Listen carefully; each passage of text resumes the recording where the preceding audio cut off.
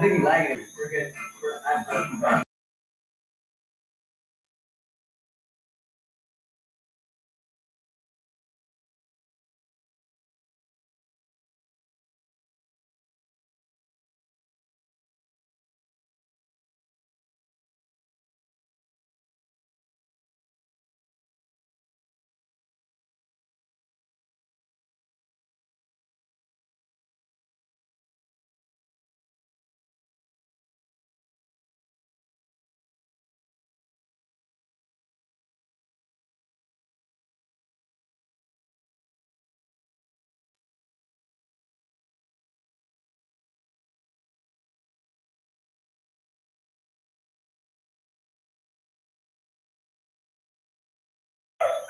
All right.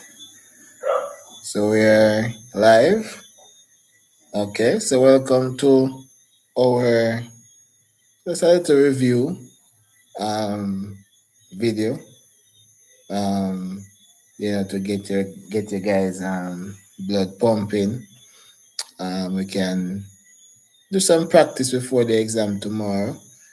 And of course, if you are struggling, want some help, and you don't know what to study, I have a perfect, document for you.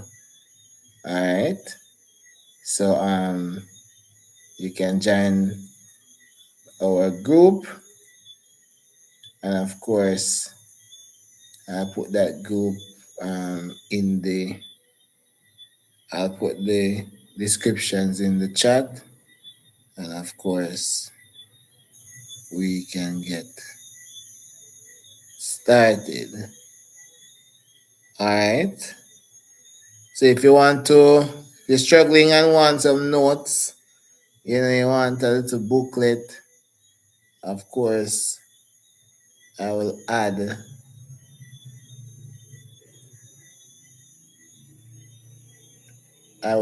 in the chat. I will just pin it right here. All right.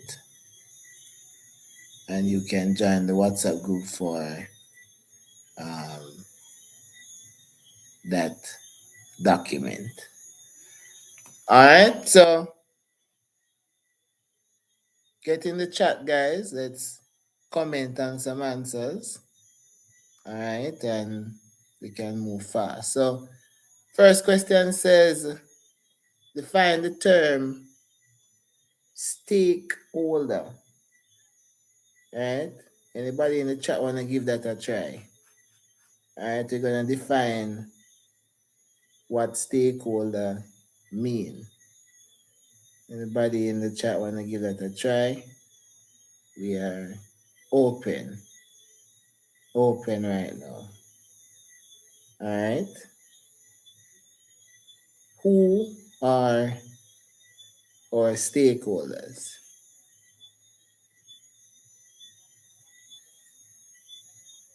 Right. So stakeholders, basically, we define stakeholders as any person or organization that has an interest in or is affected by the business, or affected by the activities and success of the business. Right? So anyone who has an interest and is affected by the business. Now, if we can get some examples in the chat, it would be lovely. Some examples of who are stakeholders. All right. This is your time. This is your chance, guys. This is your chance. Yes. Let's make it interactive. Let's make this interactive. Yes. Love the interaction. Share the live, guys. Share the live so we can have an interactive session. All right. So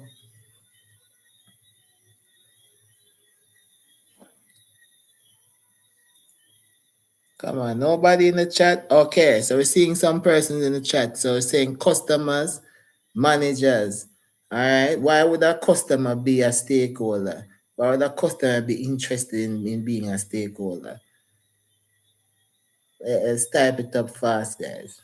Let's share the live with a friend, probably struggling, and also check in the chat to see the WhatsApp link if you want that notes to cram in tonight into tomorrow. Cause it's 1 o'clock tomorrow, guys. There's a lot of time.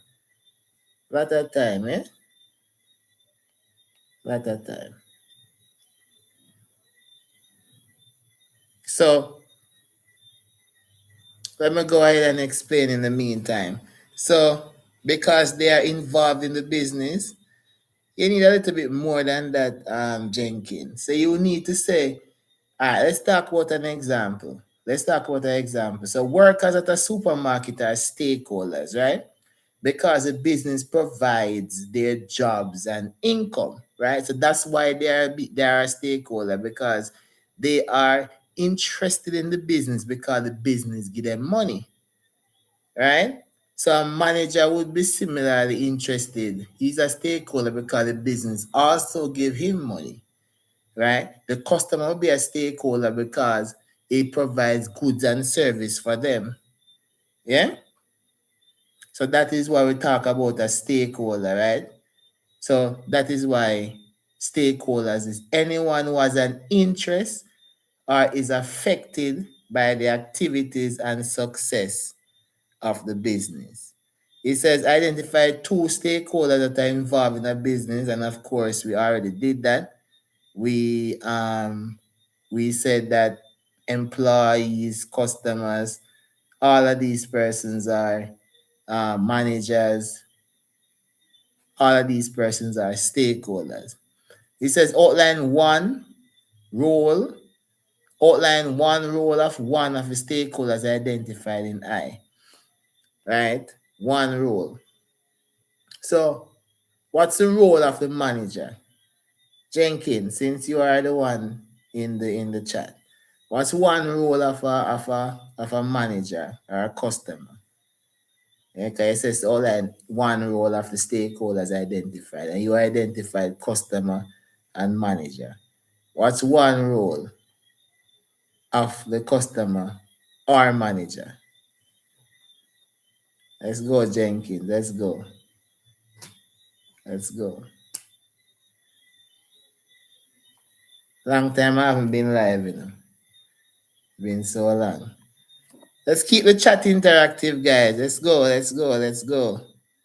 Let's go. Yes, let's go. Not like it boring. Let's live the chat. Let's send some.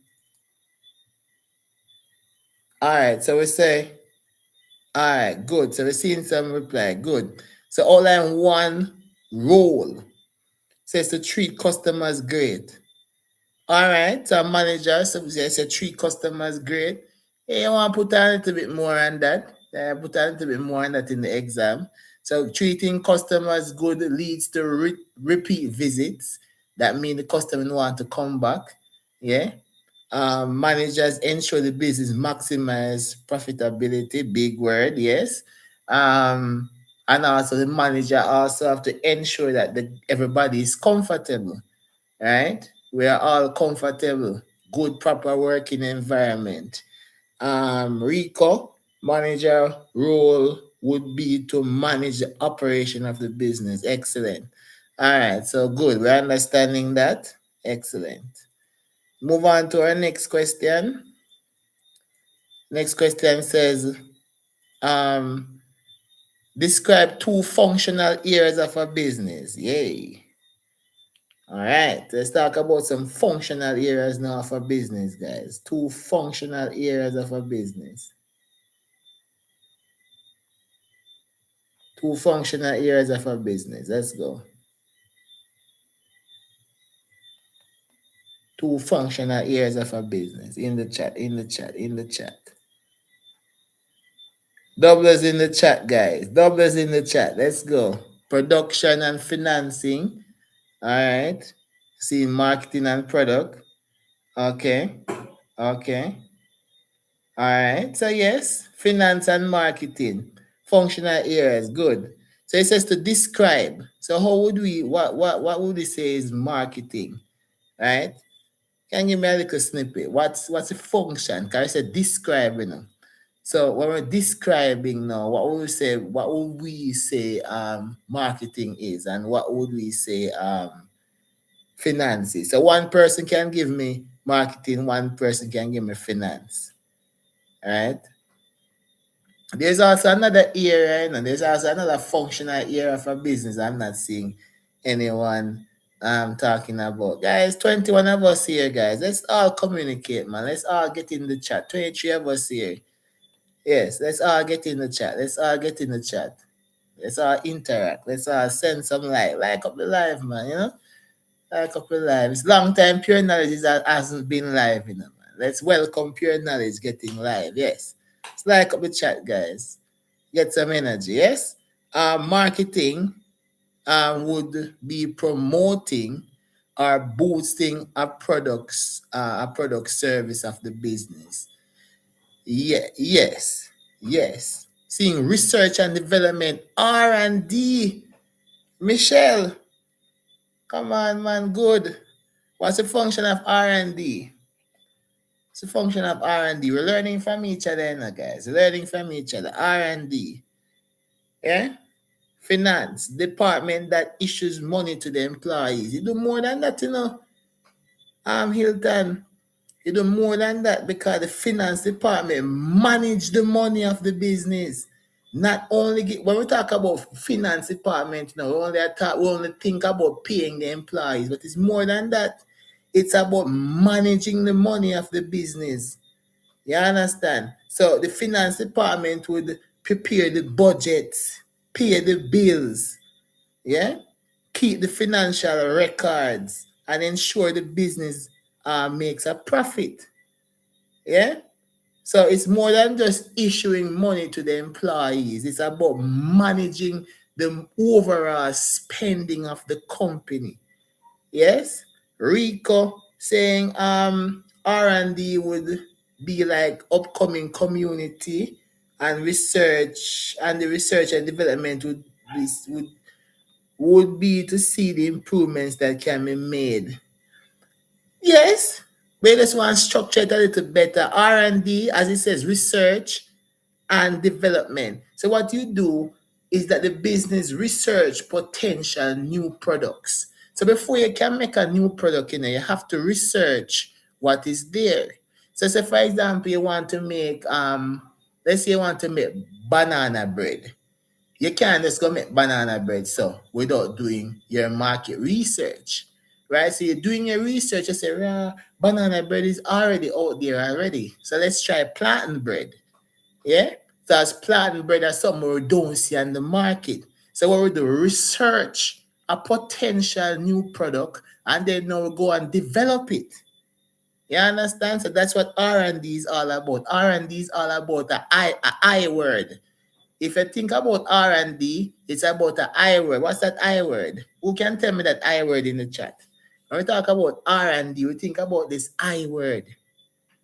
I word, it starts with I. Who can give me that word? No, not improve. Well, it does improve, but not that. It does improve though, but not that one. What another I word? Not improve. Not improve. I-N. Let me say, I-N. I-N.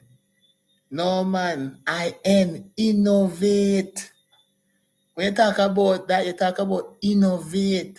Because you want to make new products. Yeah? Remember, guys, there's a link to the group chat WhatsApp. You can click on that, join in, and I can send you a document if you want to swat some things. Because, of course, we can't do everything on the live. But, we can also... I can set you up on some document if you want to sharpen up on those skills. Yes? Tonight we're giving away to the community. Yes? Support. Thank you guys for all the support.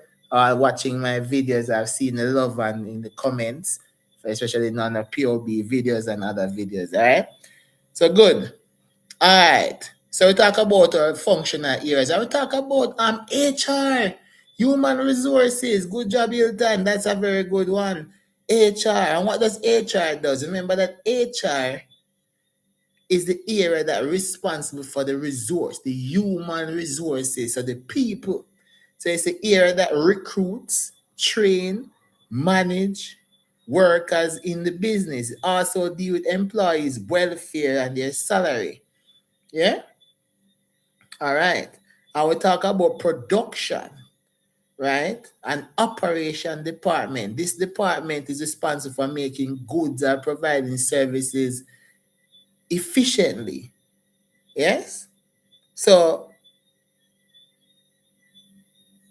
for example, workers in a bakery producing bread and pastry daily. That's a production department. They only responsible for making the stuff. While research R&D is responsible for researching and then innovating new products or improving on the current product that is there.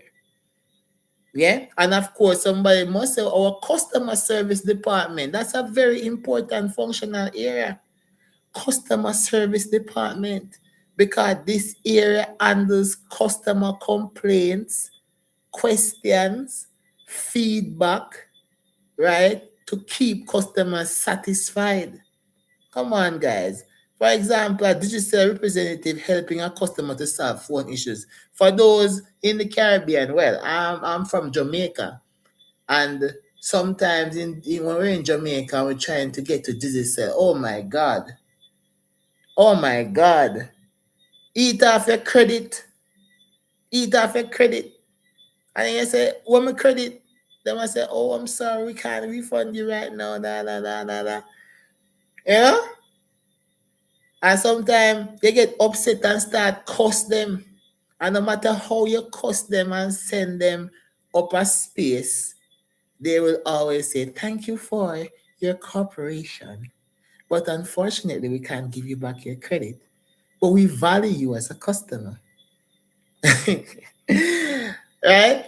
So customer service department is very important in your business, right? All right, let's look at our ethical. Ethical. So we talk about now, Elisa says list four ethical or legal principles, right? That business owners should adopt when establishing and operating a business. Of course, we're just talking about it now, but if you want the paper with the answers and the solution, just join the group and I'll send everything to you. It takes too long to type and write right now. So we're just discussing and holding that energy, a vibe, yeah? So let's go. Um, for ethical, let's get some ethical. One from everybody. You know, you don't have to focus on giving me one person and give me the four. One from everybody. One from everybody. 33 people here and 9 likes. Oh, come on, like up the video, man. Because I'm in bed, you know. I mean, I help you, know. Come on, like up the video, man. Like up the video. Like up the video. Like up the video. So we say ethical and legal. Ethical and legal. Ethical and legal. So somebody say, where is the link for the WhatsApp? It's pinned in the chat. It's pinned in the chat, sir. It's pinned in the chat. It's pinned in the chat. So you scroll up to well, I'm not sure how it is on your side, but it's supposed to be on the top of the chat for the WhatsApp group. Somebody say ensuring a safe work environment. Ethical. Ethical. Ethical. I think that kind of shaky. I think that would be a shaky response. You don't want to give a response that's shaky. You want it to be more solid than that. Michelle, I've been following you for a while now. Your videos are really helpful, especially in SS. Oh, thank you, Michelle. Try to help. Of course, we have our classes, our private classes, but we still try to assist the persons who probably can't afford the classes. Yes, so I hope my videos are helpful, right? And continue to be helpful. Thank you so much, Michelle. It's much appreciated. All right, making sure that they participate in environmental policy. All right, that's good. That's good. So we take that. Yes. Another person following government policy, paying taxes, excellent. That's more on the legal side. Environmental policy, that's on the legal side as well. Pay up taxes. Taxes, you see a lot of taxes. How about some ethical side now? Let's see something on our ethical side. Fair work. You need to kind of, fair work what? You need to give me more than that. Fair work what? Fair work can work, but how you word it. So fair work what? Both legal and ethical, like keeping the company and surrounding clean. That's not ethical though. Is it ethical? Um, yes, it can be, but I just saw you word it. You can word it a little bit better. So instead of you say, keeping the company surrounding clean, you want to say they want to say like following health and safety regulation. Yeah, that put it more on the legal side. I can't Maya, right? On the more legal side. Proper disposal of waste, yes. Making sure that they don't have bona fide firm, meaning the business is not on front for legal activities. Excellent. That's a very excellent answer when it comes on to ethical, right? Also, you have some that are both ethical and legal, like ensuring, right? Honesty. One of the biggest thing is honesty. Yeah? Honesty. Very, very important. Honesty, especially when advertisement, is very important when it comes on to ethical. Because when it comes on to advertisement, you ever buy a product yet? Especially upon Shein or on them site, and when the product say it, I go do it, not do. Yeah? So you buy a product and you say, all right, then you know, say if you rub on that cream, you get beer abs. And for the ladies, if you rub on that cream, you lose beer weight and perfume. Say, yeah, you know, say you spray that perfume, yeah. Beer girl. Everybody got drop dead in your walk. You spray perfume by the time you walk out the door. It gone. False advertisement is important when it comes on to ethical. You cannot tell lie. Say your product do this and it don't do it. So you must be honest in your advertisement and also business dealing. Make sure that they are not involved in money laundering, yes? Also we talk about providing safe and quality products. Make sure so the product where you sell the people it good, it's safe, and the buyer not go drop down and suffer. Yeah? The buyer not, the belly not go run them when they don't consume your product. You understand? Also respecting customer confidentiality. Yeah, a customer come to you explain something, right?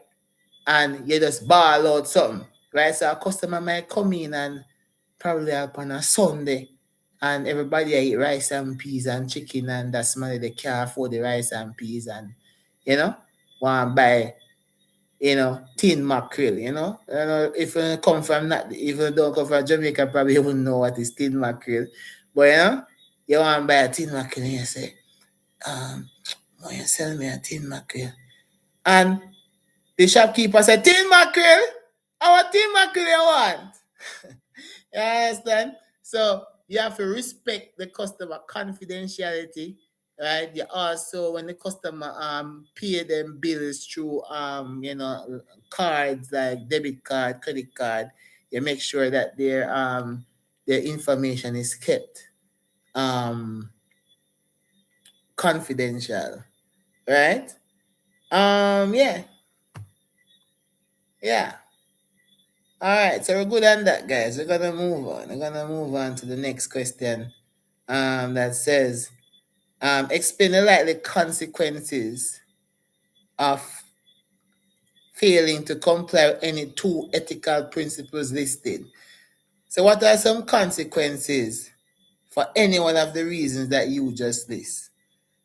Right. So, for any one of them, we just start. But what are some consequences, right, if you fail to follow them? What are some consequences? Misleading Advertisement can lead to customer losing interest in the business, hence lose income. Very good, Michelle. Excellent. It can scare the business. It can scar the business name, and you have to give the reason. So if it scar the business name, it means that customers will the business and reputation will be ruined. So therefore, it will lose customers. Yeah. If you don't follow the government policies, you may be fined. Excellent. Business being shut down because of improper tax paying. Good. Withholding of tax. What that cause? Remember, there's the consequences now, What will happen if you don't obey to these rules? Right? Business can shut down and customer may not want to buy there anymore, losing customers' profit, they get sued. All right. Yeah, definitely. So all of those are correct.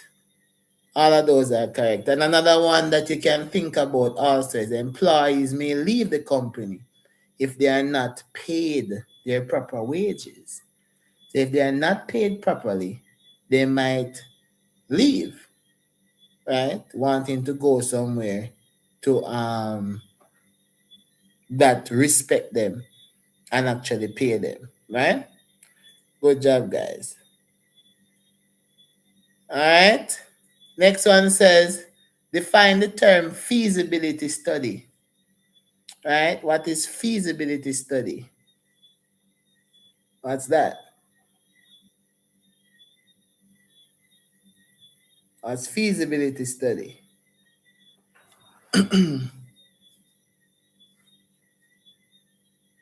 Let's go, chat. Let's go.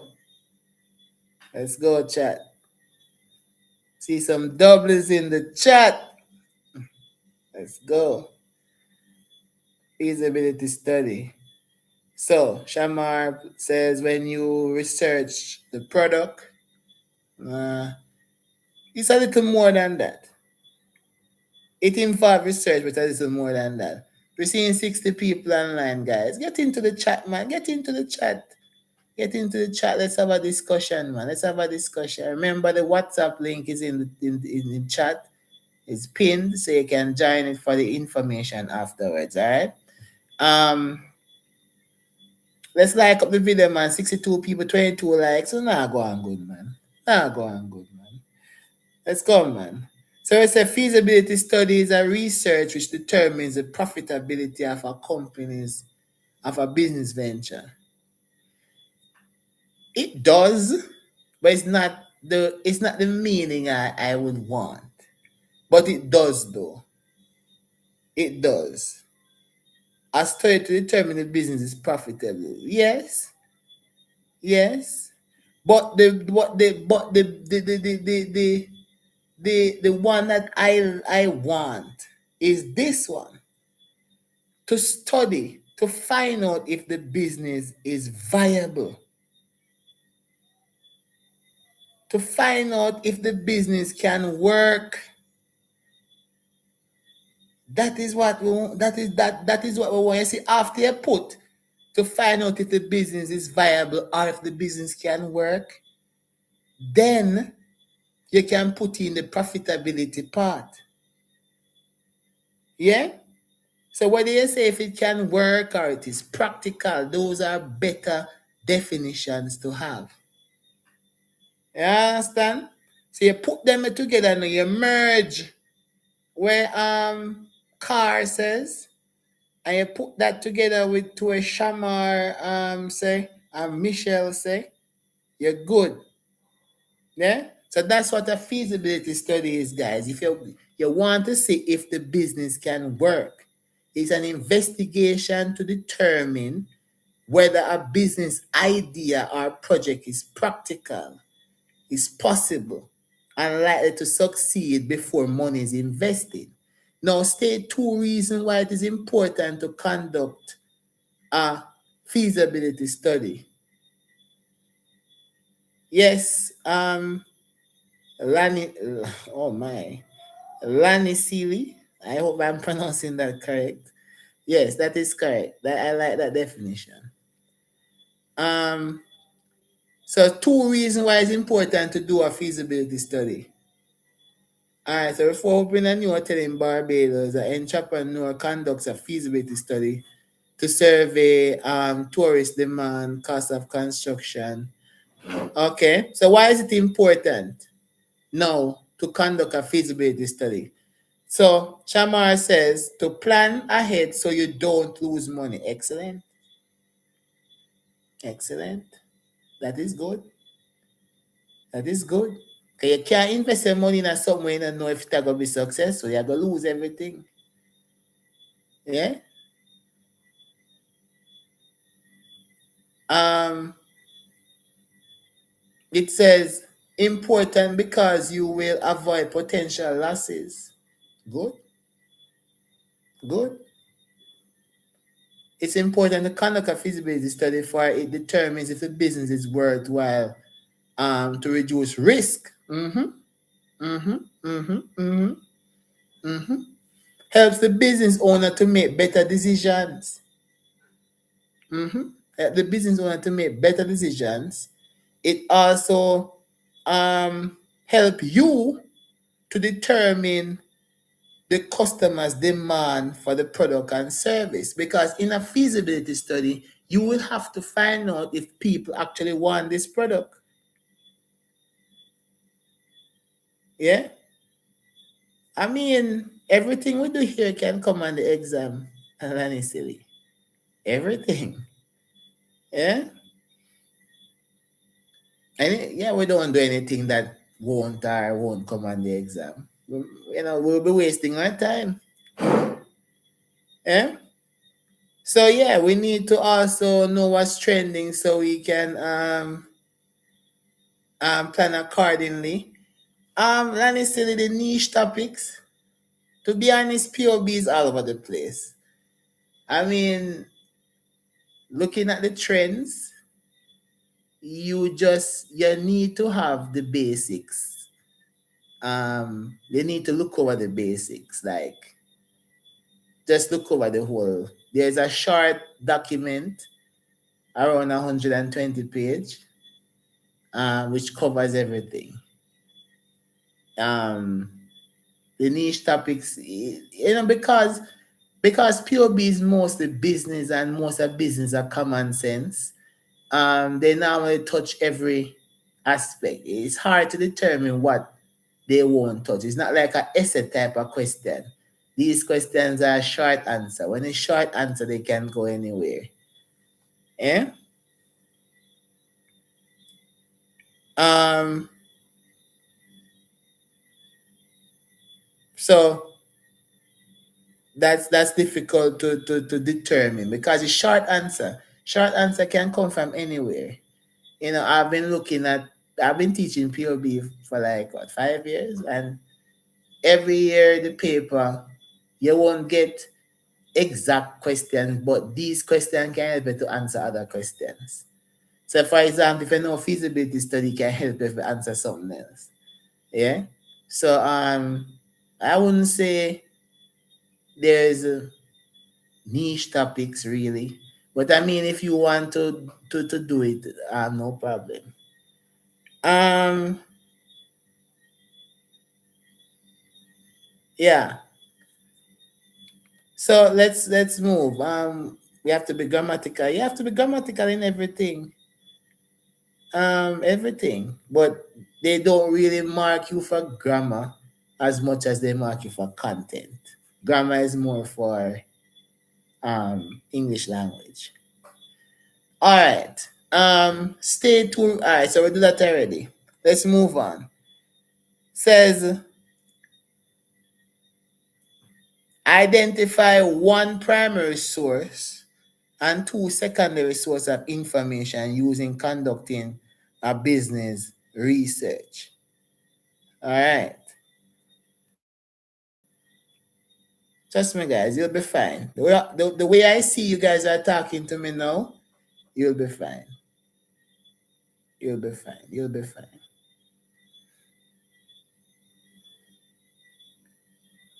All right. So we have to know what primary source is and what secondary source is.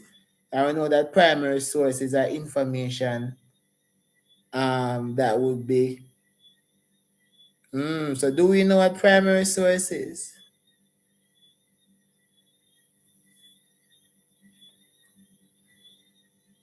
So we say primary source when you get information by yourself. Not quite. No. All right. So let's listen. No, primary source can't be newspaper. Yes, a primary source is the original information collected directly from the people. So, for example, if you own a business and you decide to use a questionnaire, because most of them do the POB SBA, you should all do the POB SBA, and you would have conducted a survey or a questionnaire. That is primary source. Because as a business owner is using the questionnaire to ask the customer what products they prefer. That is coming directly from the customer, right? So primary source is the original information collected from people for a specific research purpose, right? While secondary is information that has already been collected and published by someone else. So, for example, when you're doing your SBA, you are the one that's publishing that. So you now have to get the primary information from the people, and then you publish what you would have gotten from them in your SBA. Now, when you publish your SBA and somebody read that SBA and then take information from the SBA, that is secondary source because it has already been published, right? So primary source is the original source of information, right? Original source of information. So business owner using questionnaire to ask customers what products they prefer. While secondary source is information that has already been collected. So like a business owner using information from newspaper, books, websites to conduct research, right? So that means a primary source would be questionnaires. Everything that you would use in your SBA would be your primary source, right? And the secondary source is information that has already been published. First, yes. So you can say it's the first and direct information consumed. I guess yes. Not too like the wording though, but can work. All right. So do we understand that? Some likes if we do. Let's see if we understand that. Speech. I don't like speech. I stick with what you use in your questionnaire. With what you use in your SBA. So your questionnaires, your surveys, your interviews. Those are what primary sources are. Right? Your interviews. Yeah? Interview, survey, questionnaire. Don't like speech. Speech, unless the speech is recorded, then sure. But I don't think speech is a safe answer. It's easier to just put on questionnaire, survey, interview, and sure your marks. Okay? Alright, yes guys, I like to see the likes. Yeah? Share the video with your classmate, just might need the help. And this just might help if you get a one, yeah? Alright, so now that we understand that, first of all, I hope we understand that, okay? If we don't understand that, put it in the chat and I'll be happy to further explain that, okay? Next one says, observation can be used as long as it's documented. Yes, indeed. All right, next one says, outline 2 reasons of planning, why planning is necessary for the successful operation of a business. I remember, guys, if you just joined, I won't be writing on the screen because I think writing on the screen kind of boring. So I'll give you the information afterwards. There's a link in the chat to join the WhatsApp group. So please to do that. Its link is pinned in the chat. So do that. So after the live, you can get the information. All right. Then now this says outline 2 reasons why planning is necessary for a successful operation of a business. Why do we need to plan, guys? Why do we need to plan? Why is planning important?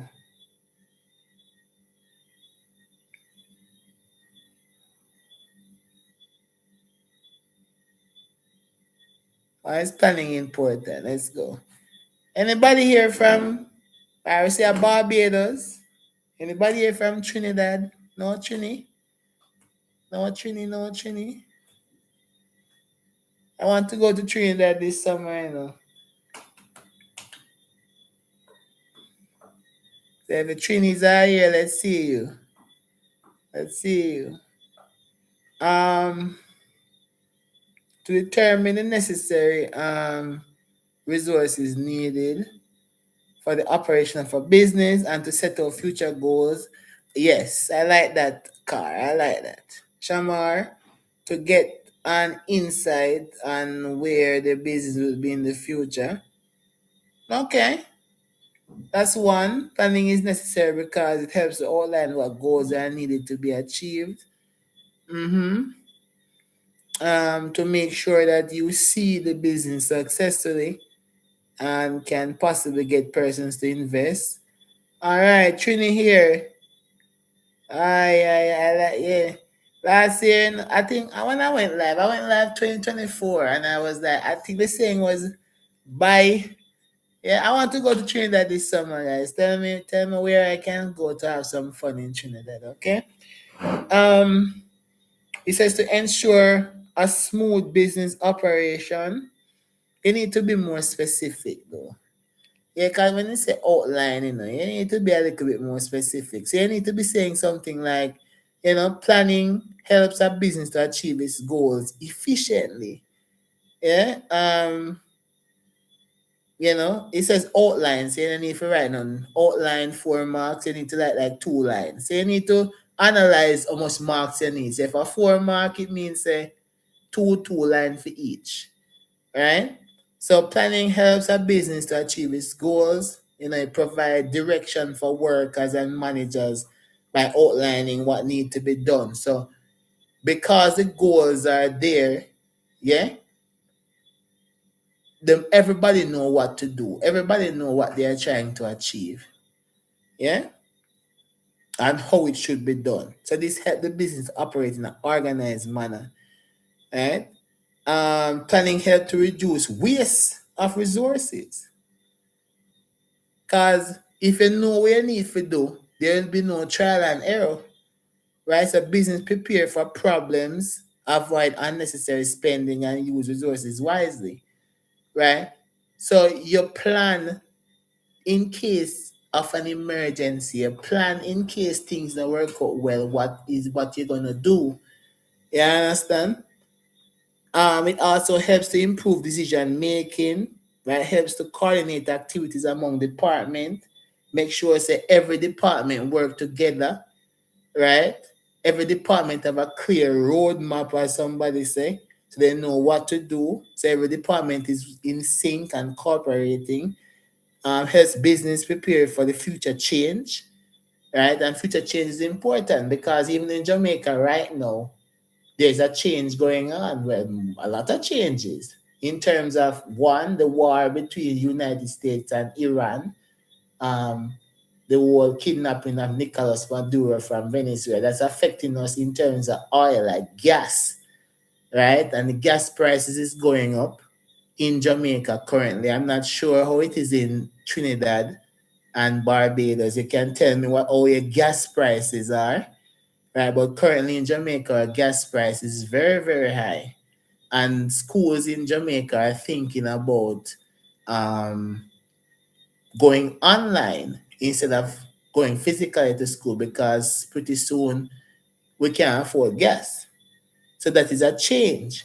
And the online thing is that because you plan, said, all right, then the business have to go on. So you have to know how to adapt. So you have to plan ahead so you can adapt when things like these come into play. Also in Jamaica, we find out that the alcohol prices is rising. So therefore, bars and hotels will have to, plan ahead how to mitigate these prices, how to ensure that, the business is not affected by the raising of these prices. Yeah. So planning helps to do all of that. I like the answers. Planning is necessary for successful business operation because it outline the goals. Yes, I like all of that. Provide clear roadmap. I like all of that. Good. Next one says state three measures or laws put in place by Caribbean government. Let me just put that up. State three measures or laws put in place by the Caribbean governments for the protection of customers. Now this is a little tricky one. Well, let's see if you have it. Yes, Michelle. Yeah, yeah. Probably it is, It is, it is. But I know Trinidad normally them own little oil supply, so I don't think I'm just logically I don't think it will be affecting Trinidad like the rest of us.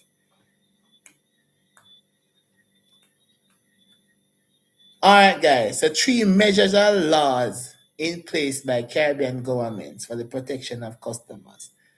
Do we know the laws that protect customers?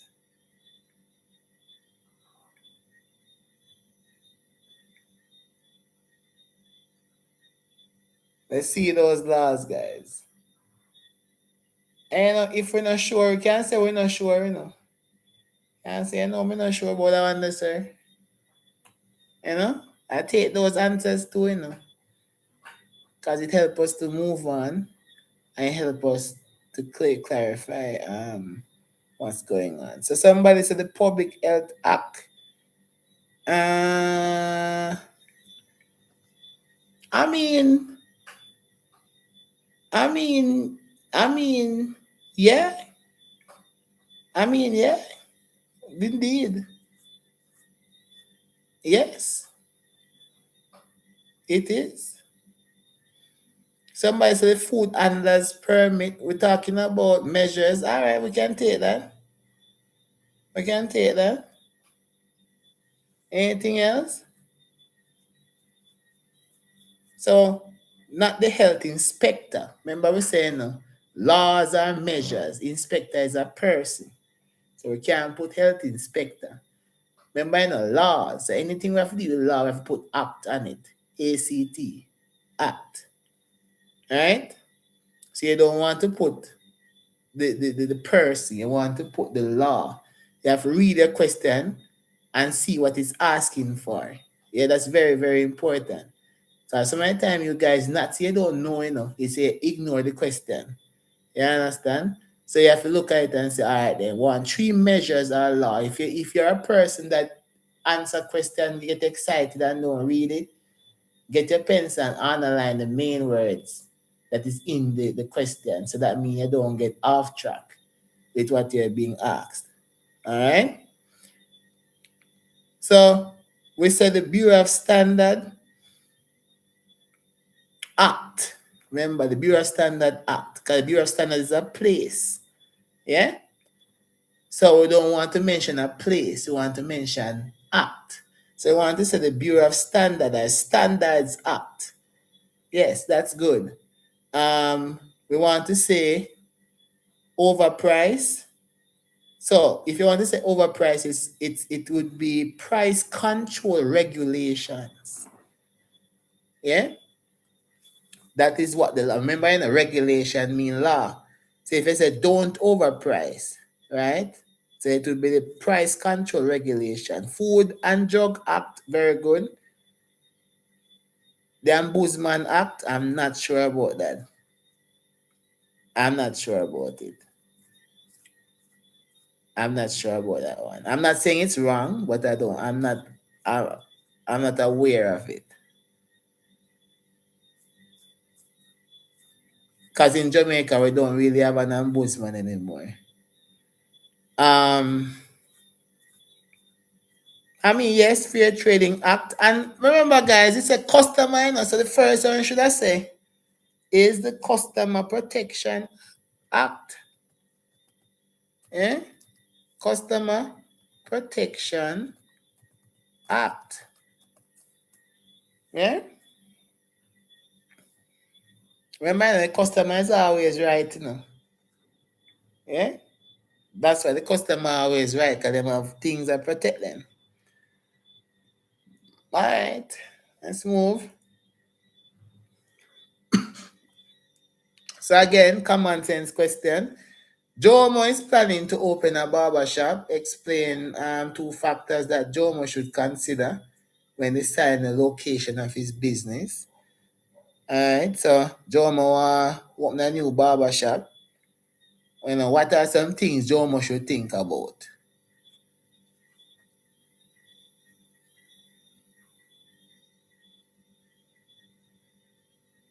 When you say popularity and competitiveness, can you elaborate on that? I remember I say explain, So at least give me one two line. I beg you a two line, please. Give me a two line. Infrastructure. I mean, they're not wrong, But I just need to know where you're going with it. When you say like infrastructure.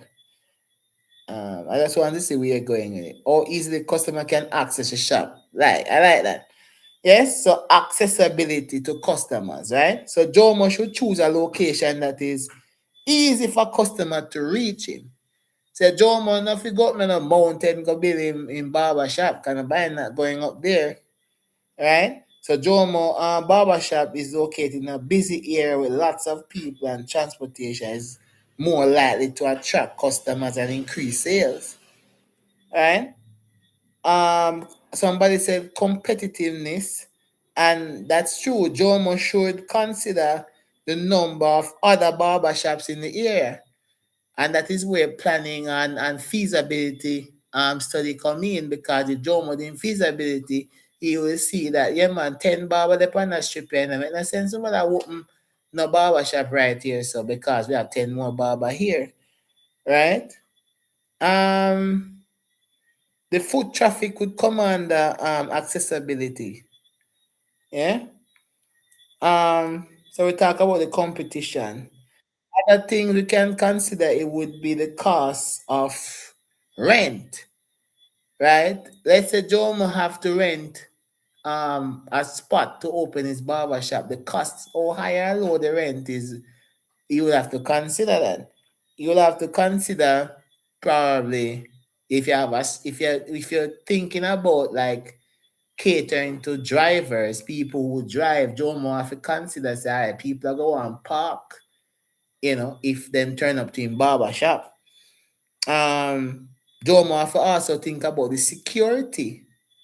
Yes, think about the safety of the of where the location, right? Yes. I'm seeing good answers. Access to the business place, yeah. Safe for the customer to feel secure.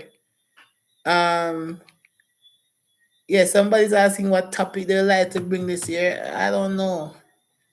I have no idea, cause POB is half of it is common sense. Like a question like this is not on the syllabus, really. It's just common sense. And then others are on the syllabus. So it's 50-50. So the topics, as I was saying, is short answer questions. So that they can go from anywhere in the syllabus and ask you something. Um, yeah. So for those asking for topics, I mean, there's a document that I will share with you afterwards that covers everything. Once you know that document, you're 100% guarantee a grade one. I've been using that for 5 years and everybody get grade one from it. All my students have never gotten a grade two. Yes. So, um, it works. Um, yeah. The competitiveness, yes, yes, yes, yes, yes. I told you guys that there's a link in the chat. There's a link in the chat for the WhatsApp group. Okay? I'll send it again and I'll pin it. It's pinned. Okay?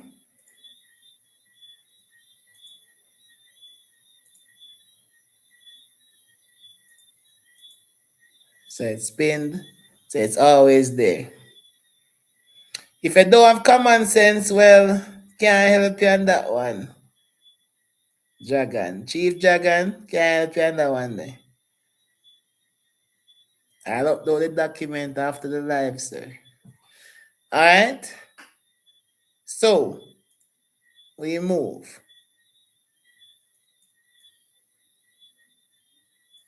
These 4 functions of a customer's organization.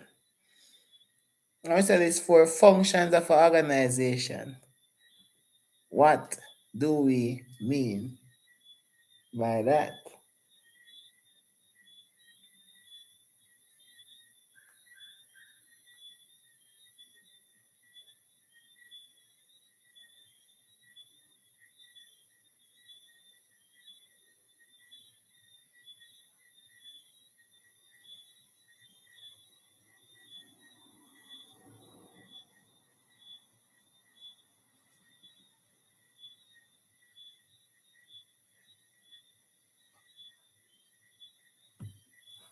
Alright, so resend. Somebody saying resend the document. I didn't send the document in the first place. And it's I'm doing it, guys. So I mean, when I understand the bomb rush, somebody said I should resend the document. I didn't send the document in the first place. Anyways, let's go back to this. It says list 4 functions of customer organization. So we are saying to protect the customer from unfair trade practice. We'll take that. To attend to the complaints of customers. Okay. Educate customers. Okay. Create jobs. I'm not sure about creating jobs, though. Creating jobs is a stretch. Protect customers as much as possible to educate them. Yeah. Encourage economic growth. Kind of shaky. Provide goods and service. Customer organization, I provide goods and service. No, man, I provide no goods and service. When you're talking about customer organization, the function of the organization is to educate the customer about their rights. So it is the customer's it's the organization that look out for the customer, right? So they would educate them about their rights. So some customers don't know them right, right? So teaching customers how to avoid being tricked by false advertisement. That would be the function of one of the function, education. Investigate and deal with customers' complaint. Say assist customers who bought defective products. Let's say you buy a phone, and when you buy the phone, you realize the person put on Huawei, put on Apple casing on a Huawei. Yeah? So they investigate and deal with customer complaints. They test products to ensure that they are safe, right? So customer organization like Bureau Standard, they test the product to see if it can be consumed, right?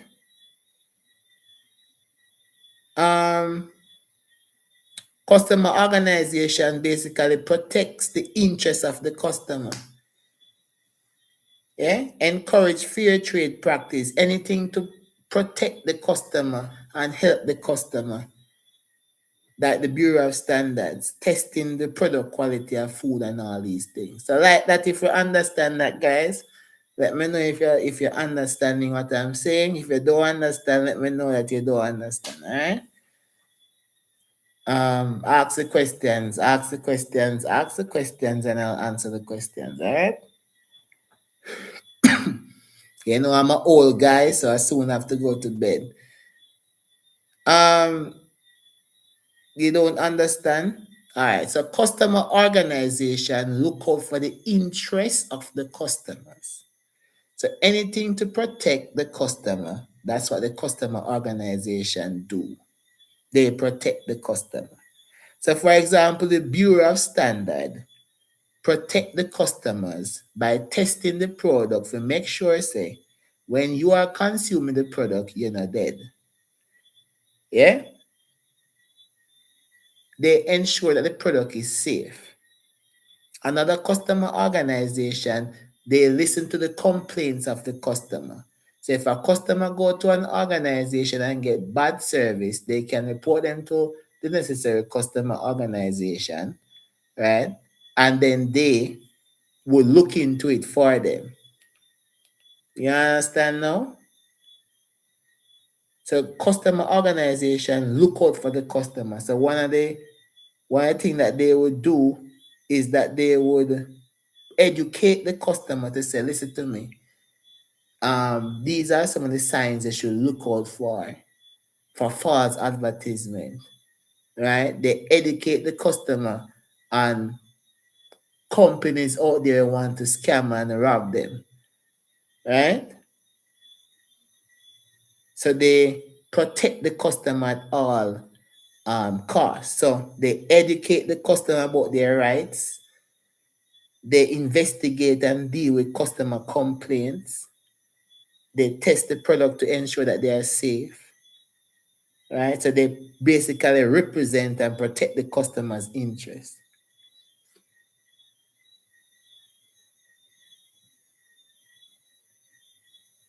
A stakeholder in a business. Oh, it look like now we pass this a long time.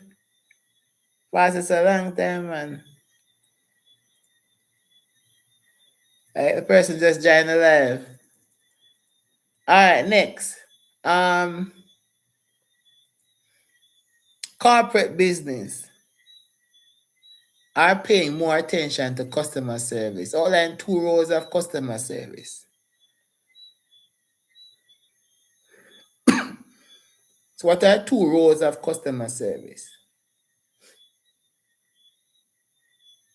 Can I talk about customer service? You see, that's why I say POB is all over the place.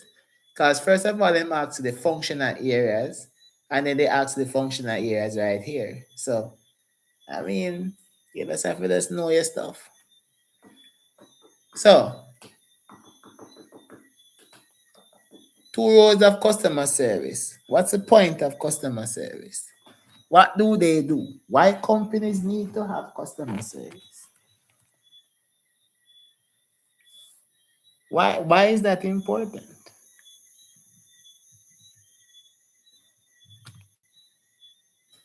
Why is it that we need to have a customer service as a functional area? Why is that important, guys?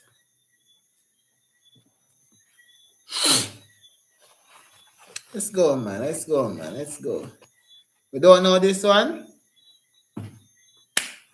When you have a thinking, chat gone stagnant. Let's go, guys. Let's go. Let's go, man. Let's go. Let's go. Let's go. We don't know?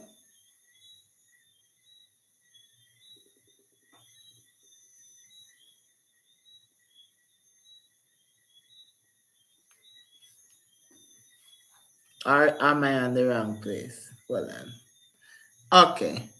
So to answer a question, customer may have about a service or product. Okay. Okay. After sales, service to ensure customer is satisfied. Okay. Okay, I didn't see, guys. I didn't see. I think it was lagging. My bad. Handling customer inquiries, feedback from customers. All right, fair enough, fair enough, fair enough. So let me just you know give it in you know teacher language or POB language. So we say handling customer complaints and inquiries, yeah. And we talk about customer service help to solve problems and answer questions to keep customers satisfied. Yeah. So for example, and another thing that is very important, that if you're struggling to put your words together, always leave one example. Always leave an example. An example a question get you a one.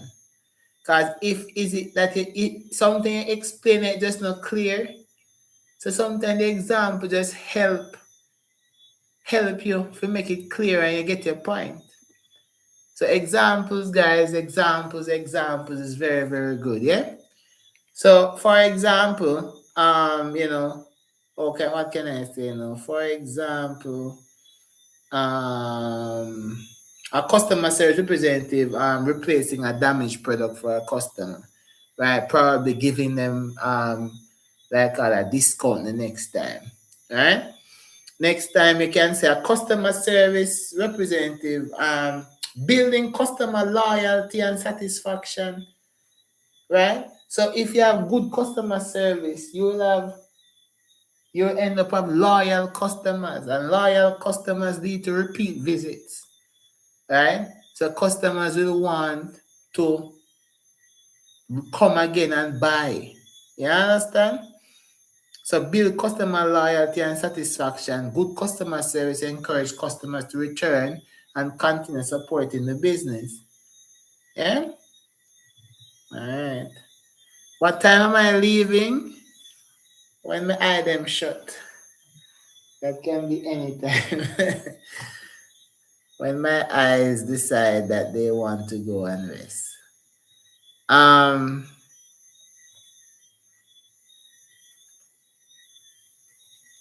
all right. Down to some real question right now. What is warranty? What is warranty?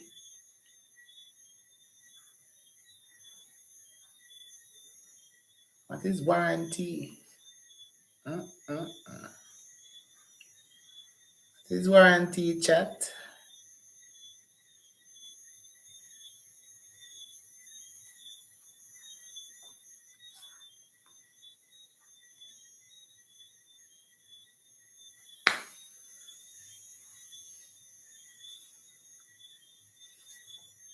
What is warranty, chat? What is warranty? What is warranty? Warranty is a written guarantee promise to repair a broken appliance. Yeah, that's kind of an example. It's kind of a half of definition, half of an example. You want something, you want something a little bit more clearer. Yeah? A warranty is the amount of time you get on a product. Again, kind of half and half. You need a little bit more than that.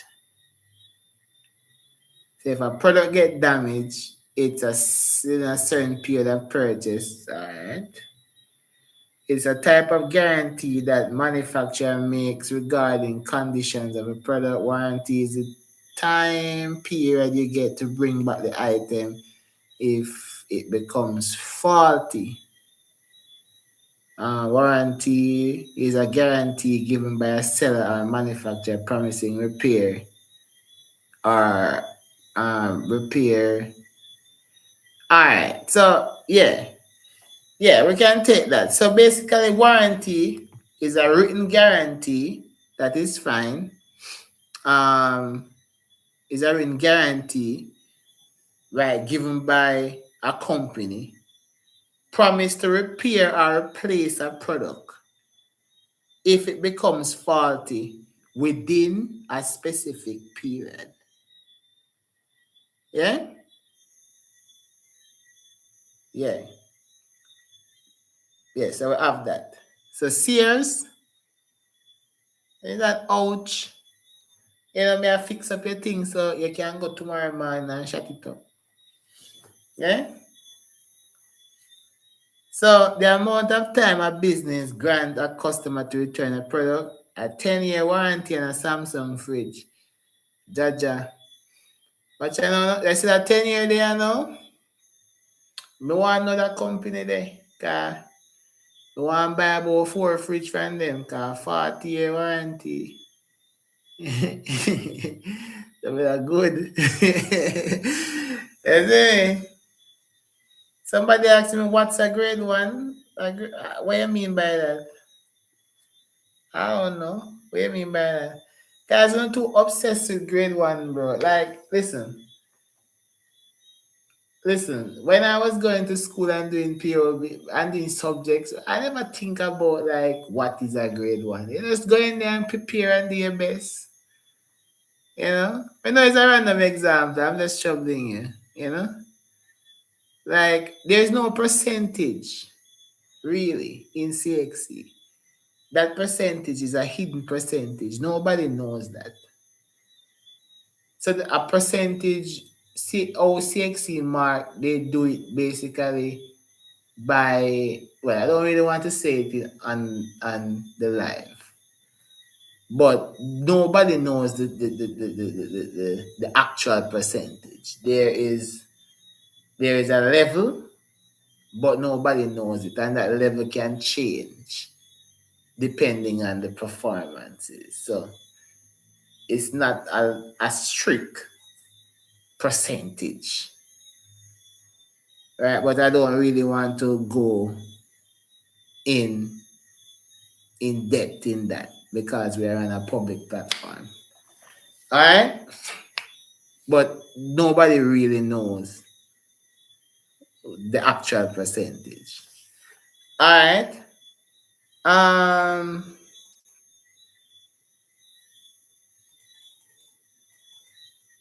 what is online chat? Economics? No, because I'm so tired. I do so much subject. I need a vacation. But for economics, there is Econ Infinity. So if you want to go for economics, Econ Infinity is the way to go. Best econ teacher I know.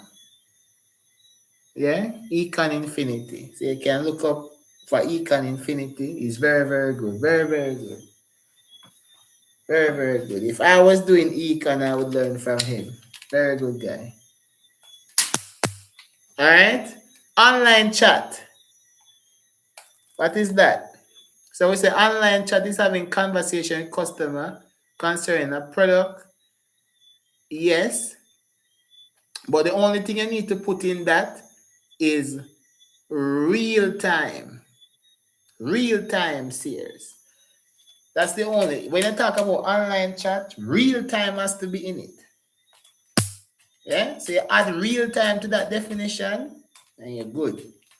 So real time, good. Real time conversations and you're okay. All right, let's look at the other one. After sales service. What is that one? Define after sales service.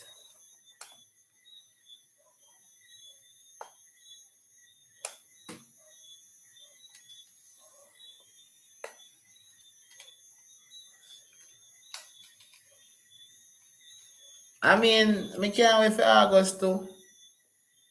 Well, I can't wait for summer. So I can go on my vacation. Who in the chat want to sponsor the teacher on a vacation? I have PayPal, so if you want to send me on a vacation, I much appreciate it. All right, so after sales service, let's see what that is. All the help and info a company provides a customer after they bought a particular product. Kinda ish. You'll get some mark, but not all of it. Following up with customer about a product. Kinda, but you wouldn't get everything. You're asking if I like sweets. No, but a gift is a gift. Who doesn't like a gift, sir? I mean, ask me if you like sweets. Like, what is that? I mean, everybody accept gifts. Like, who turned down gifts? I mean, someone can't be entrepreneur. You can imagine you have a business and somebody say, let me invest in your business. And you ask the investor, so you like sweets? That's what is that?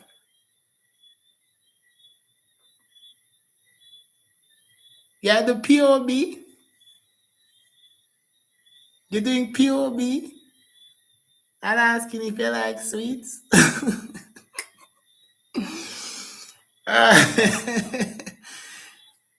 That's crazy. Anybody get the paper or topics? No, no, sir. So you ambitious, eh? If I get the paper or the topics. If I get the paper and topics, send me. Let me make a YouTube video. Anyway, after sales service refers to the assistance and support provided to a customer after they have purchased the product. Right? So after sales service refers to the assistance and the support provided to customers after they have purchased the product. Right? So this helps to ensure the customer satisfaction and continued use of the product. Right? So let's say, for example, now, you went to Courts and you bought a TV. Right? You bought a TV. If you buy the TV, the company says, let me mount that TV for you.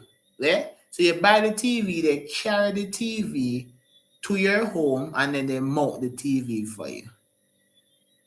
All right? So that is after sales service. Yeah?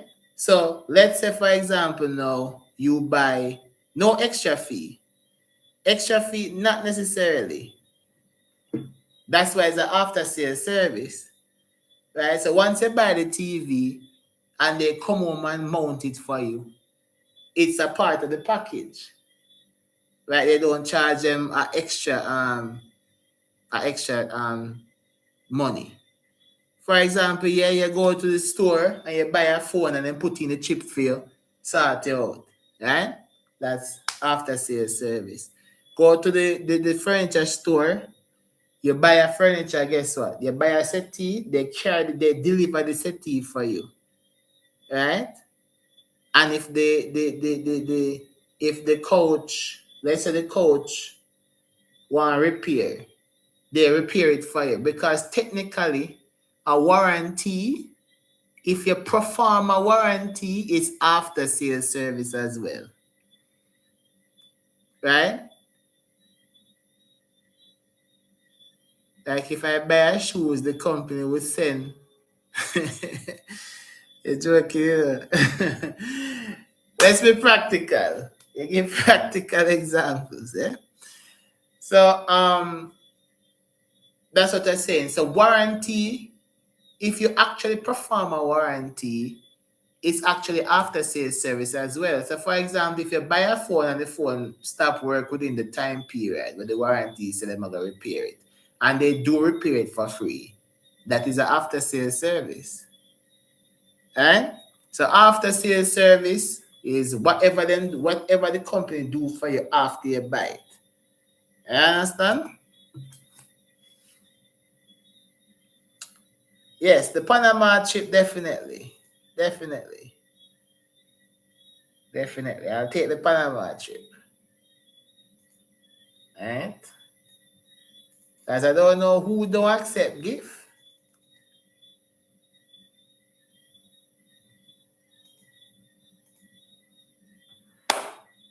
Yes.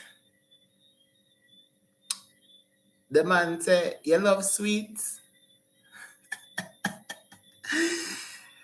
Oh my God, that's funny. A trip to Guyana, of course. Why not? I always want to be in Guyana, you know? I've been to Barbados, I haven't been to Trinidad, I haven't been to Guyana yet. And those are on my bucket list. You know, I show speed didn't go to Guyana, you know, and I want to know why. You know, I want to do the to I show speed. I didn't want to go to Guyana. All right, so the other question says, Leon has created a unique line of natural skincare products, which include soaps and lotions. He is preparing to launch his product line at a small business expo. Explain to Leon the importance of obtaining a trademark for his new line of products. Why should Leon get a trademark?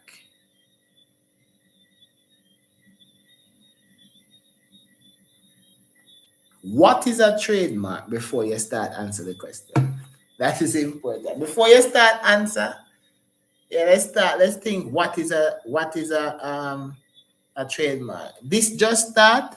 No, sir. Not at all. This start a hour and 20 minutes ago. But welcome. So trademark is to prevent other companies from stealing the company's name.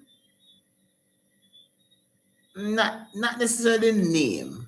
But well, yeah. The name is fine. But not only the name I want to say. It's also the brand, the logo, the symbol, everything that has to do with the business. Yeah? So it protects the name of the brand, the logo, and the symbol, right? And we all know Usain Bolt and that trademark celebration, that lightning bolt. He protects that. So if you can't do that on any legal document and get through. All right. So yeah, this helps customers.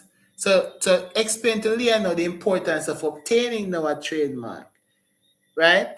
So the trademark can give Leon legal protection for his brand name, logo, or symbol, right?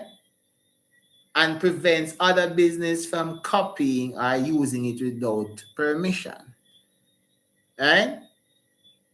And a trademark can also help Leon to build customer trust and loyalty, because customer will recognize his product as original and authentic because of him alone, we say, with that logo. Like KFC, Colonel alone we see with that, right? For those who know Fosca oats that they could man up on the box, him alone we see with that, so that is authentic, right? So trademark can help Leon to build customer trust and loyalty, right? So for example, if Leon name his skincare line Natural Glow, a trademark will stop another business from stealing the products using the same name or logo. Copyright, no. Copyright is different, right? For copyright doesn't protect your name or your logo. What copyright does is protect original work. So copyright protects original work, such as books, music, video, artwork, things we create. So if you write a book, right, I can steal that book. If you write a song, I can steal that song or take a line out there. That is copyright. So copyright has to do with the original work. Trademark protects your name, your brand, your logo, and your business. So copyright, both of them protects originality, but different type of originality. One protect your name, your brand, your logo, right? Your business. And one protect your work where you produce, like songs, like book, like videos, right? So you give the creator exclusive copy to use or publish or sell their work. So, for example, a musician own the copyright to their song, and others can just copy or sell the music without the original artist's permission. So that's the difference between copyright and trademark. Copyright protect your name, your brand, your identity, your business, while copyright protect the work where you produce.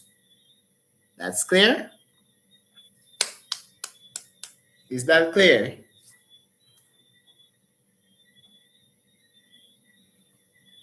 Okay.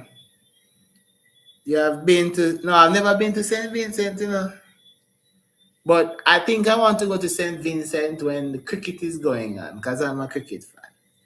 Yes, I'll come to watch a game or so. Eh? Next one says, Vashti wrote a children's novel. See it there? Megita, see the difference now? The question asked, I didn't even know that this was the next question. So Vashti wrote a children's novel and is about to have it published. Explain to Vashti the importance of obtaining copyright to a novel. You see now that's different. That's different. I'm from Jamaica, says. No, I've never been to Trinidad. Yes, I've been to no. Yes. I don't remember. I've been to Trinidad, but it was not for fun. It was not for fun.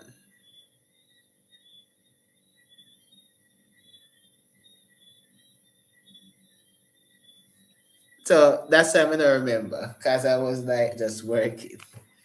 But I want to go. I want to go though. All right, so we say copyright is the legal right that gives the creator of an original work. Yes, yes, yes, yes, yes, yes. Now we get the difference. We get the difference, all right? So we can move along nicely. We can move along. Not spending any time on what we already can master. Let's go again. These 4 activities involved in supply chain operations.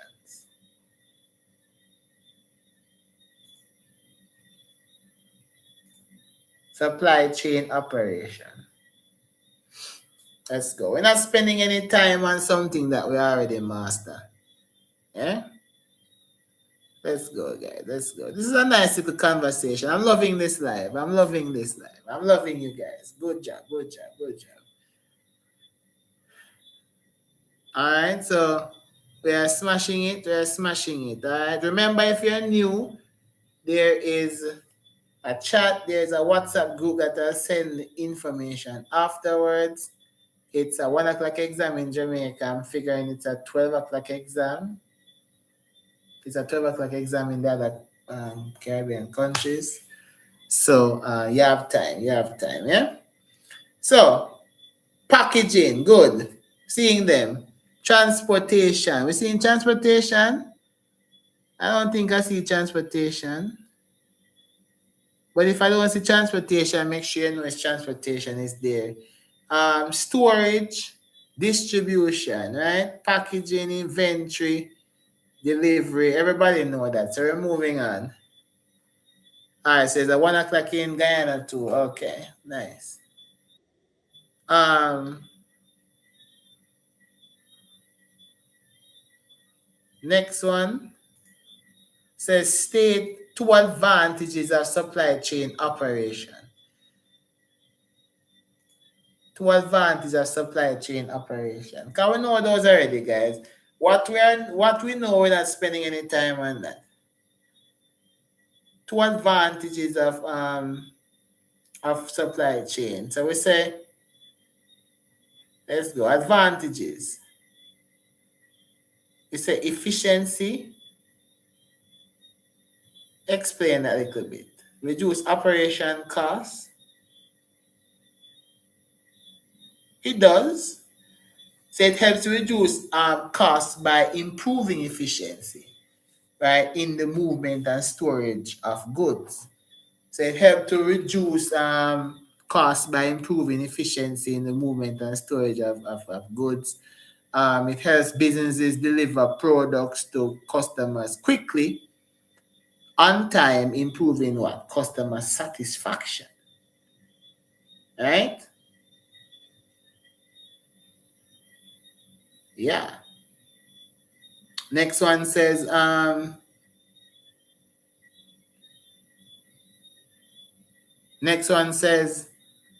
well, improve, let's say, reduce delays and shortage. Yeah, I'm seeing some good answers in the chat.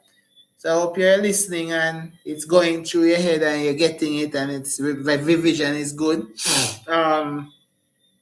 We say improve coordination between suppliers and businesses to help the supplier and the businesses to have a good relationship. Yeah. The next one says state two challenges now associated with supply chain operation. So we talk about the advantages. What are some challenges?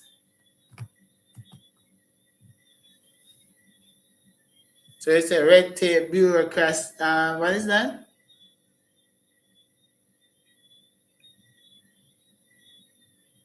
I need glasses, you know.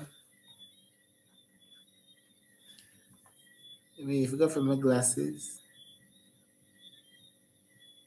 Oh, come here, wonder if you couldn't see. That one never me. Okay. Spoilage of goods, yes. Shipment may get delayed, definitely. Definitely. Transportation delay. High transportation costs as well. Yeah. Poor communication between supplier and businesses. Also, we talk about damage or theft of goods.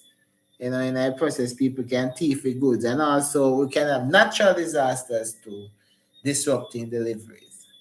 Yeah, man. So we're solid on those, not spending any time on things or moving on. Outline three forms of technology. Outline how three forms of technology have impacted supply chain operation. The paper, I think it's January 2024.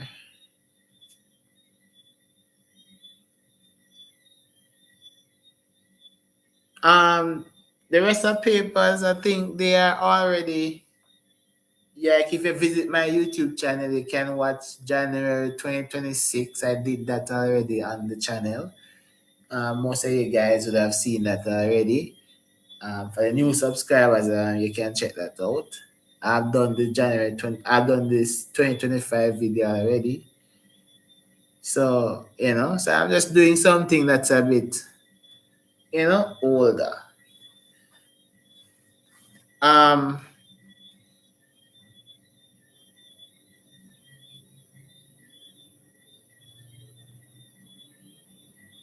What is Portnet?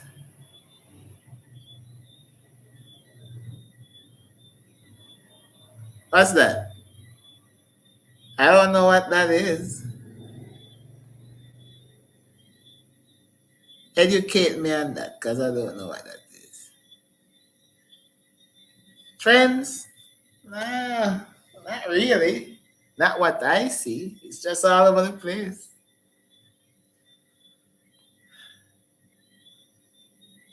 Oh, it's a ship-based network. Okay. Didn't know that. Okay. I didn't know that one. All right. So we have barcodes. We have GPS, of course. We have our barcode. You're saying Portnet is on the syllabus? I ask if this technology is on the syllabus. Yes, it is on the syllabus. Definitely.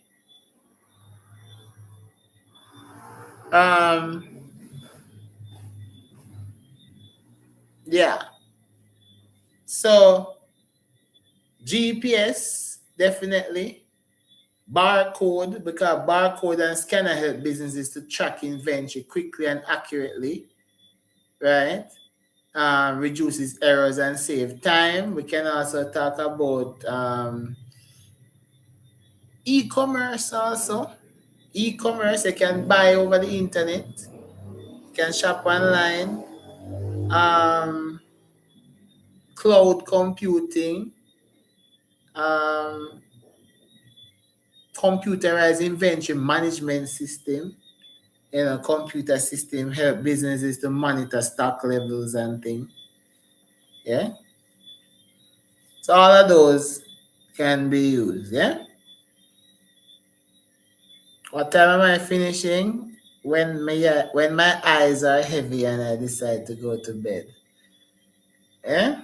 Um.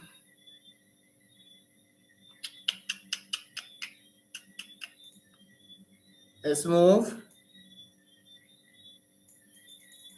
All right. So the directors of Tropical Grove Limited are extremely excited to introduce a new soft drink to the market. They are optimistic that they will have a competitive advantage over similar producers. Explain two benefits that Tropical Grove Limited could gain by outsourcing some of its operations to gain a competitive advantage. So, what are some things that? So, they're asking about outsourcing. So, Tropical Grove are trying to introduce a new product, and they have decided that they are going to outsource to create this product. What are two benefits of outsourcing?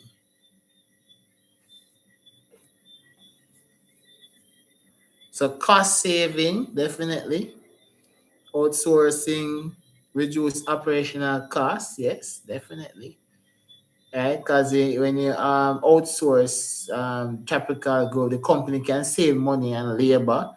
They can save money on equipment, training costs, and yeah.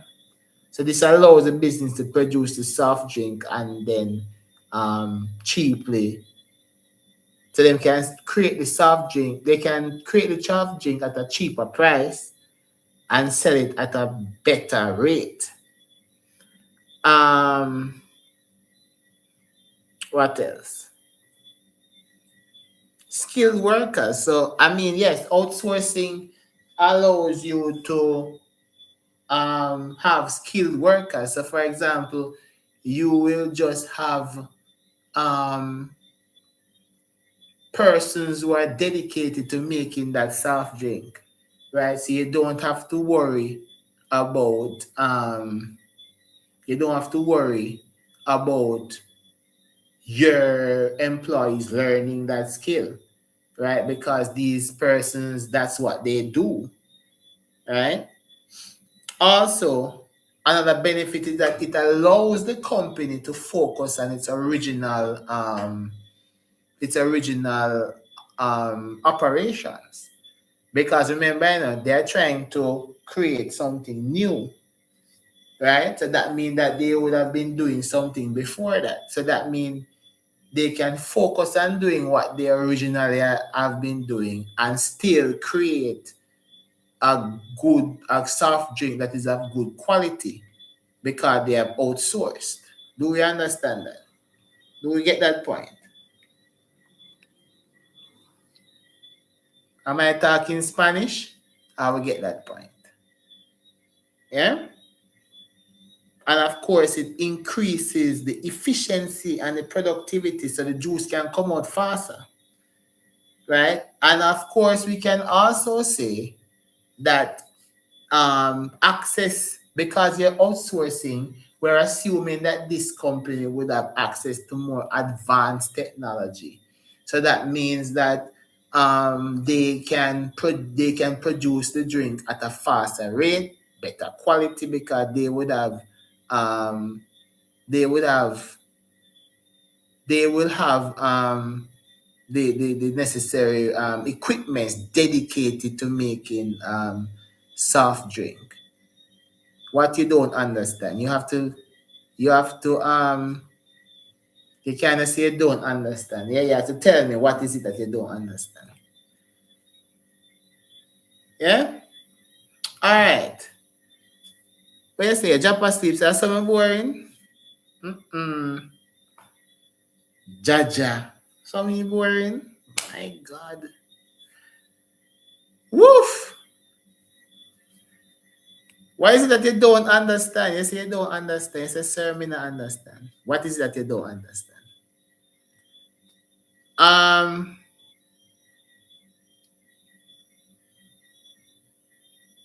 The question is asking about outsourcing. What is outsourcing? Right? Outsourcing. It says the director. The question is on the screen, you know. Right? So outsourcing, right, means they said that this company is excited to introduce a new soft drink to the market, right? So they are optimistic that they will have a competitive advantage over similar producers. Explain two benefits that this company could gain by outsourcing some of its operations. So they are making a new soda, they are outsourcing. That means that they are giving another company the job to make the soda for them. Right? So if they are outsourcing, it means that, sir, could you put the question in bullet form? How may I put the question? Okay, I found this on the web. Could you? How may I put the question in bullet form now? How may I do that now? Oh my. Anyway, oh poor me, I gonna do that right now. You mean if I could put the answers in bullet format? That you mean?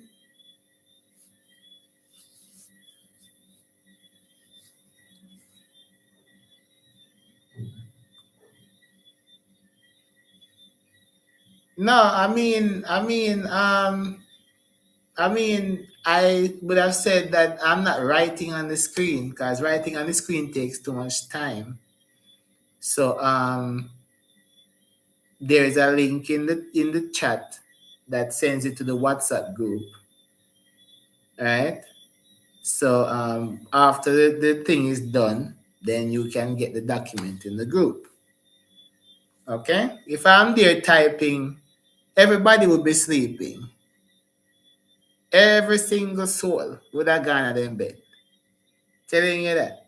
Just go on YouTube and see another guy typing, and like he had 11 people there. Everybody just gone. Everybody just asleep. Right? So what we're saying now is that outsourcing, right? We are saying that the company wants to create something new because remember, they're outsourcing. So if they're outsourcing, it means that they're giving the company, they're giving another company the opportunity to make the soda for them. So basically, you own a business and you make biscuit. Let's say you make sweet biscuit, right? You make sweet biscuit, you decide, say you want to make soda now.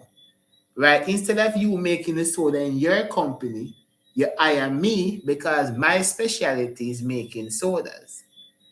So that is outsourcing. So you pay me if you make the soda.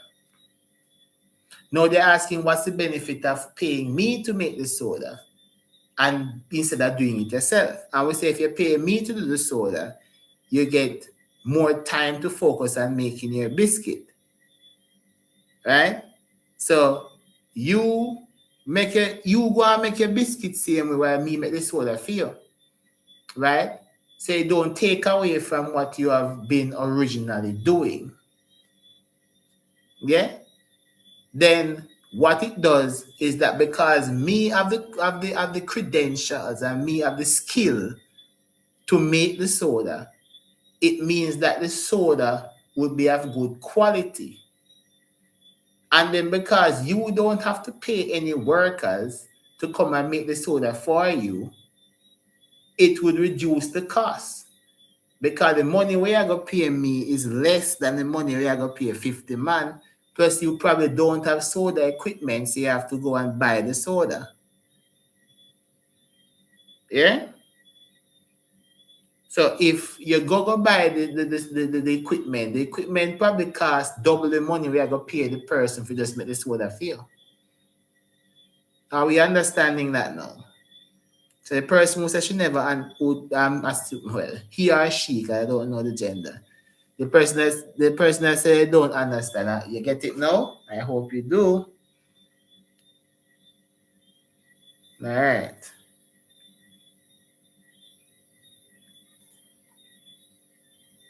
Next question now says, identify 2 direct tax and 2 indirect tax charged by the government of a country.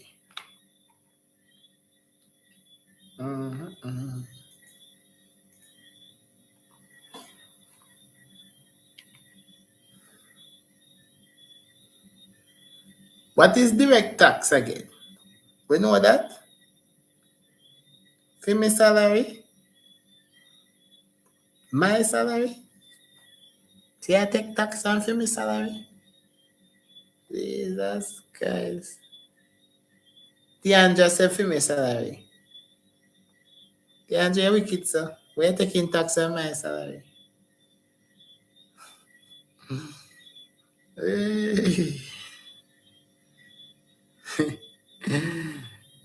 Sir. All right, so we say direct tax is tax paid directly by individual or business to the government, and it can't be passed on to another person. So basically, the government take it from you without you really have nothing to say. So, for example, as Tiandra said, my salary, right? So if you are getting paid, let's say you get paid 200,000, right? 30,000 out there at tax. So that is automatically drawn from your pay. So when you get paid, you get 170,000 in your hand. The 70 already gone to the government. You will not directly, you would directly come from. You understand? So direct tax would be tax that is paid directly by individual or businesses to the government. And this example would be income tax. That's one. Another example would also be property tax, because you are paying it directly to the government, right? Your property tax. You can also talk about your corporation tax and your capital gains tax. For indirect tax, we're talking about our GCT, which our general consumption tax. Remember that indirect tax is placed on goods and services, right, which can be passed on to customers through higher prices, right? So you go and you buy a soda for $110. The soda really for $80, but you pay a $30 tax, right? So it's indirect tax. So indirect tax would be like general consumption tax, VAT, which is value added tax, same thing, customer duty tax,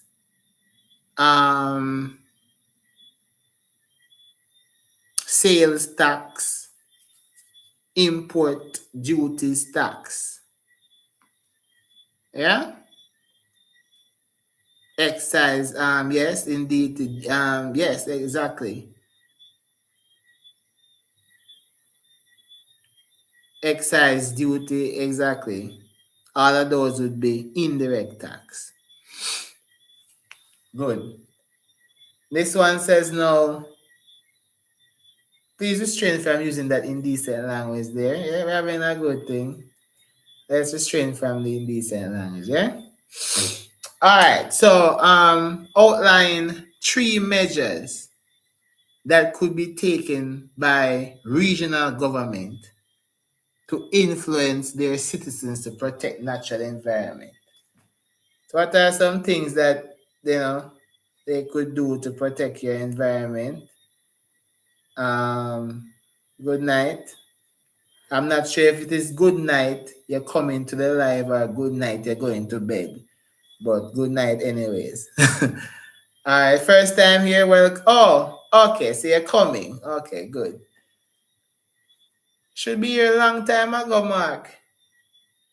Yeah, so we say environmental regulations, good. Um, Good. What else? What else can we have there to protect our natural environment? So basically, though, these are all laws. So you have environmental laws, also measures. When you're talking about measures, you talk about education, definitely. Education. We're talking about recycling, encouraging recycling, um, and proper waste management or waste disposal. We can talk about ban plastic. We can talk about promote tree planting programs, establish protected parks and reserves, improve garbage systems, etc. Easy stuff, that guys. Easy stuff. The other one says state for responsibilities of Caribbean government to their citizens other than protection of the environment.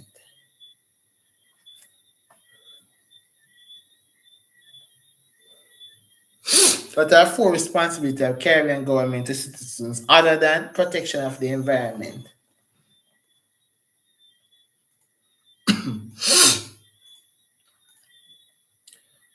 Yeah, this one is easy.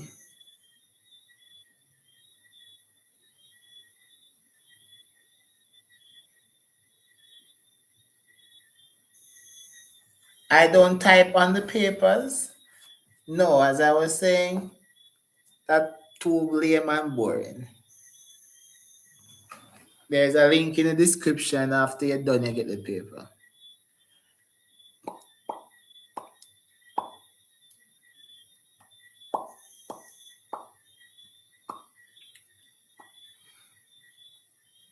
There's yeah.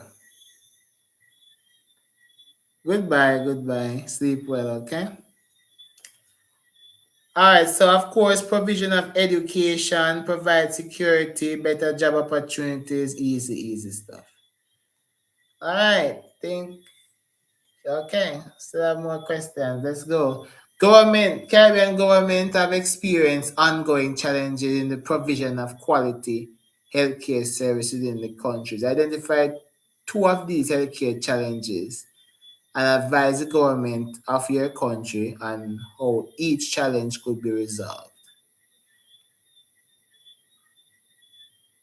How can you fix those healthcare challenges that you're facing?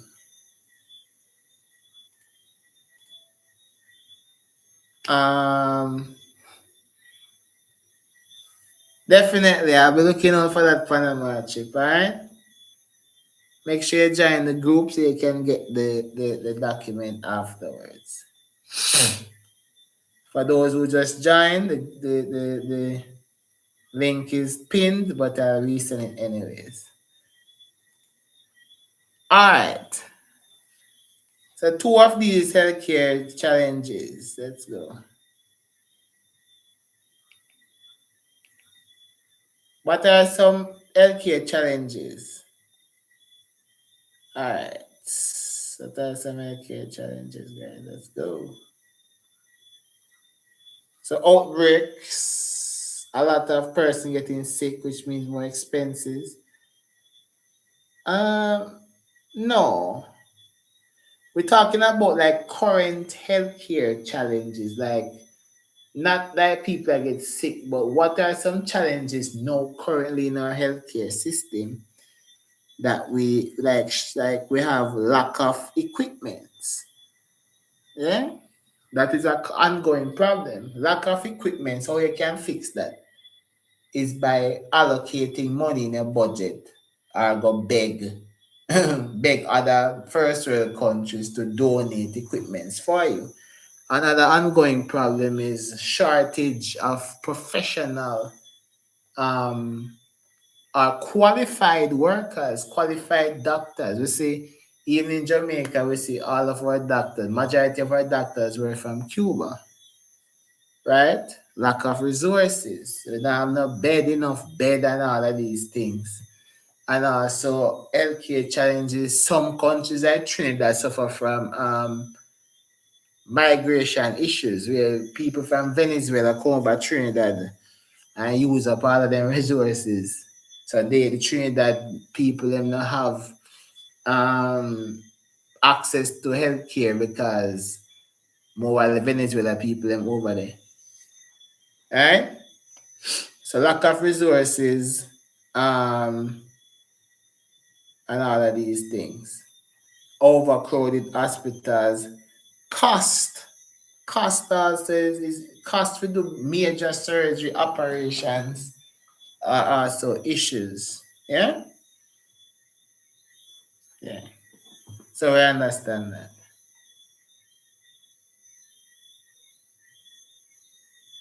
Oh my. 7 hours to get.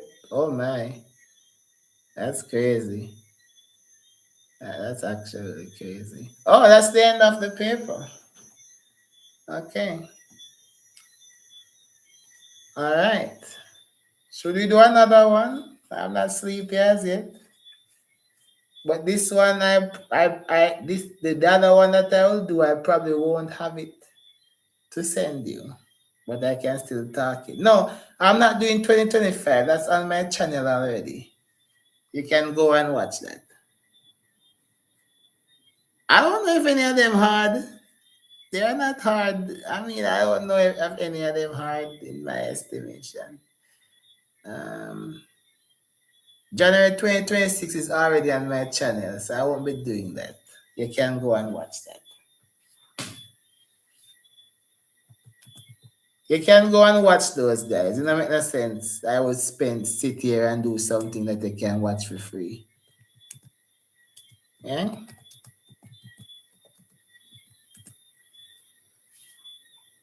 You can watch that for free. That's on my channel right now. So you can go on tomorrow morning or tonight or whenever. You can go and watch that for free.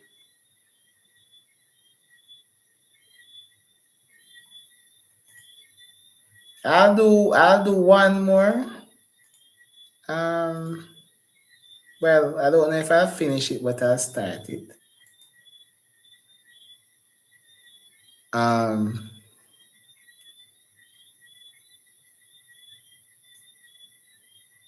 all of those are on my channel already, guys, and everybody. See? See? Is the older papers, see stakeholders coming back there. We do that already. So the first page from this, we already do it already. Yeah, so it don't make no sense to do the same papers that we already do, guys. We go backwards, eh? Do the papers we don't really have access to. Yeah? You guys can go. No, in the morning I will have classes, so I can't go on live because I have classes, eh? Alright, let's do this one. Who want to sleep can sleep. Yeah? But of course we'll be here with a few. Alright, so let's go. We're going back in time. Alright. Let's go. So we said describe one activity. He said describe one activity that may be carried out in each of the following functional areas of a business. So let's go. One activity.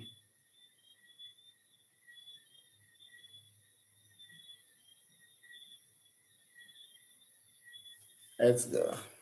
So describe one activity in marketing.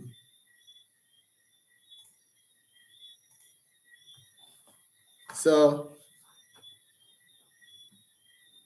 yeah, man, once you ready for the hay, man, you go on, man, get some rest, okay? So you can night hold them there. So marketing activity, we say advertising good, right? To create our social media and all them something there. Yeah. Anything else? Pricing, good. We are do those pricing, excellent.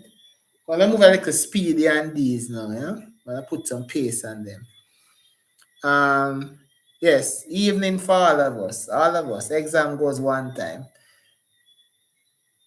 So, yes, marketing, pricing, good. Advertising, good. Good. Conduct market research, good. Promoting sales. Finance.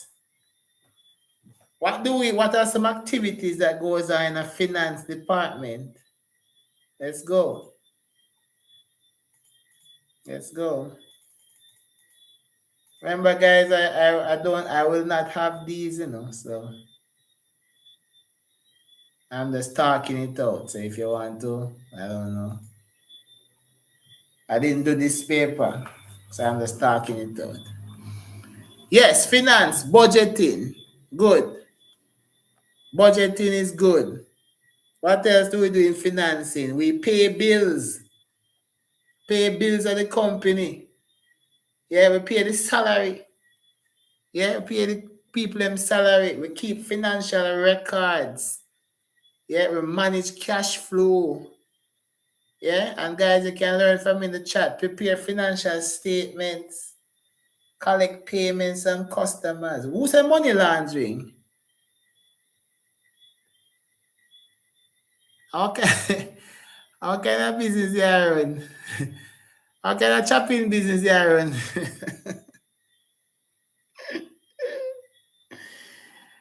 No, man, I chop when I chop the business, man. Money laundering. Now, I'm going to put that by paper tomorrow, yeah? Chopping, man, a girl a wash illegal money in a business. Jaja. Chat, don't watch that one. Don't watch that one at all. Alright, so we'll finish up that. Human resources now, HR. What are some activities going on HR? Let's go. So my girl a banging line hard. Jaja. So we hire staff, indeed. What else?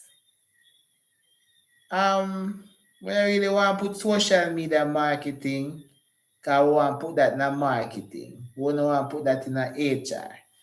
More things that are in a HR we can look on. Trainings. Good.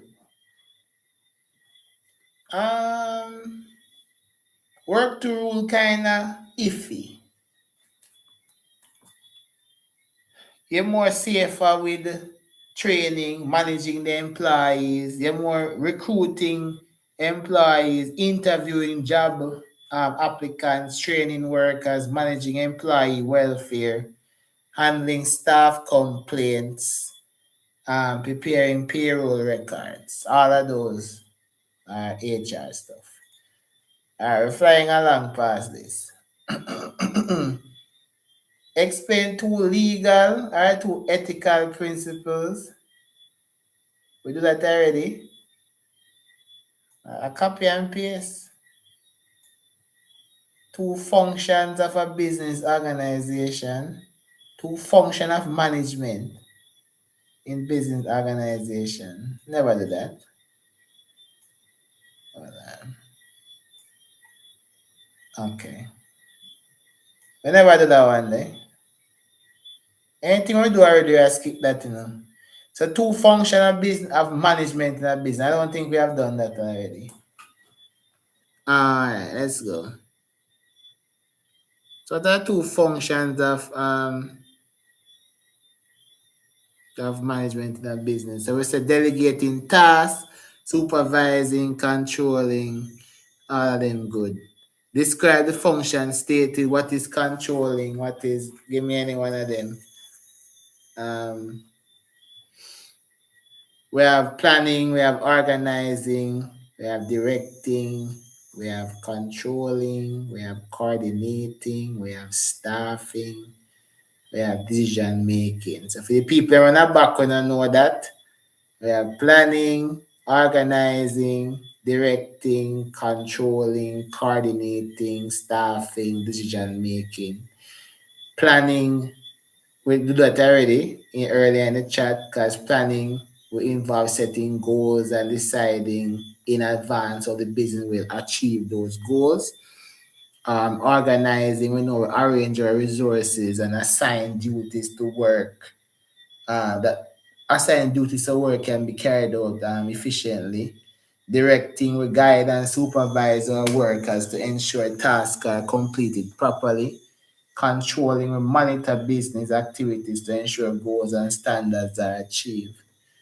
Yeah? So I'm pretty sure we're good with that. Is there another question here? Oh, okay. Says state two responsibility of management. So state two responsibilities of management to each of the following groups. So employees and government. Let's go.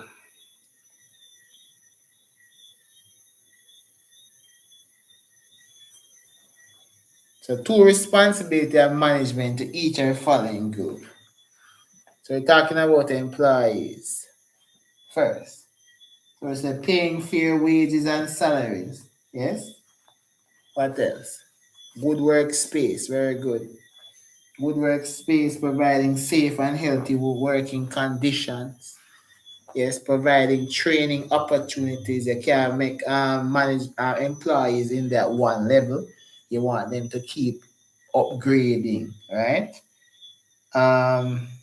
You want them to have job security, so you know, fire people quickly, yeah, and provide employee benefits. You give them health insurance and you give them bonus and you make them have benefits to work in there. No, I didn't do this already. Didn't do this one already. It's a similar question, but I didn't do it already. Government paying tax on time, obeying laws and regulations, definitely. Right. And we can also put in protecting the environment if we want to. We can also put in following health and safety regulations. Definitely. Taxes and license business, definitely. Define teamwork and state one advantage and one disadvantage of teamwork. And so what is teamwork? Run up in a paper tomorrow, we see teamwork. What you gonna put there?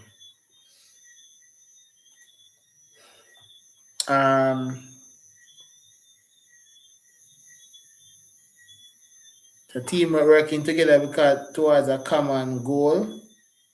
I mean, definitely. So teamwork, we work together towards a common goal. And what are the benefits of teamwork?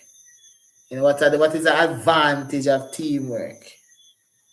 Different ideas and opinions, yeah, make the work easier, definitely. Work, what else? Share ideas and skills, which improve productivity and better problem solving. What's a disadvantage of teamwork? That is more the harder one.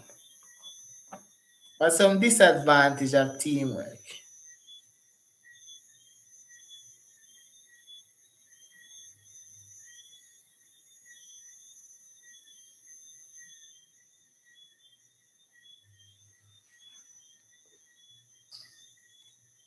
That person said, that's my coach.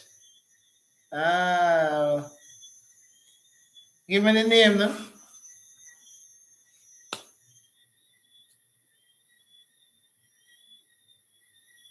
I've coached so many people.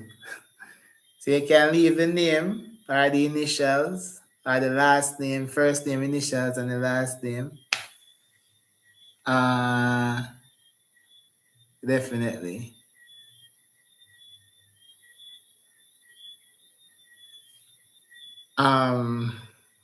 Cape History Unit 2. You know what people ask for Cape though? If the time allows. Alright, so confusion. Leave the name with me now. The initials, let me know.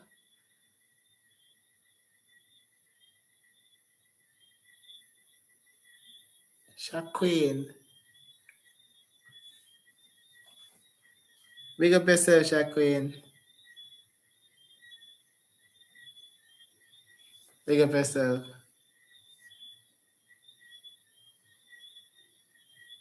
Alright.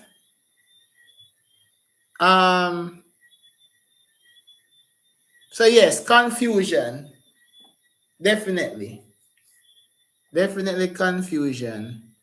Because everybody are the same, and everybody want for them ideas. So me, I tell you, say, you know, say, you need to do this. And me, I say, no, man, you're idiot, you can't do that. Yeah, man. So definitely. We school at now, Shaquin? We school at right now. Best enough blessings, man. You know, we're there, you know, want to help the kids. Well, we do it, we go and give back. So in the pre-U, you know. Oh, nice.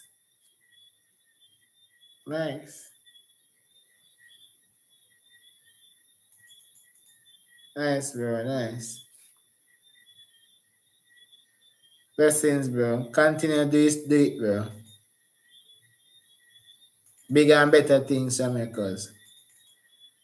Alright, let's look at the other one now. For D, it says for some time now, there has been a breakdown in communication between managers and employees of ABC Plastic Co. Limited. Explain 2 strategies the management of ABC Plastic Co. Limited could implement to improve communication in the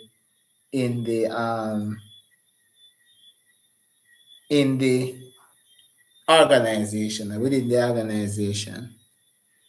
I'm telling you guys, it's all about common sense or POB, you know. All about those common sense. Right? Once you watch the 2026, just tune into the channel, watch the 2026 and 2025 past papers, and then you couple it with them here from, you know, the older ones. Yeah, good.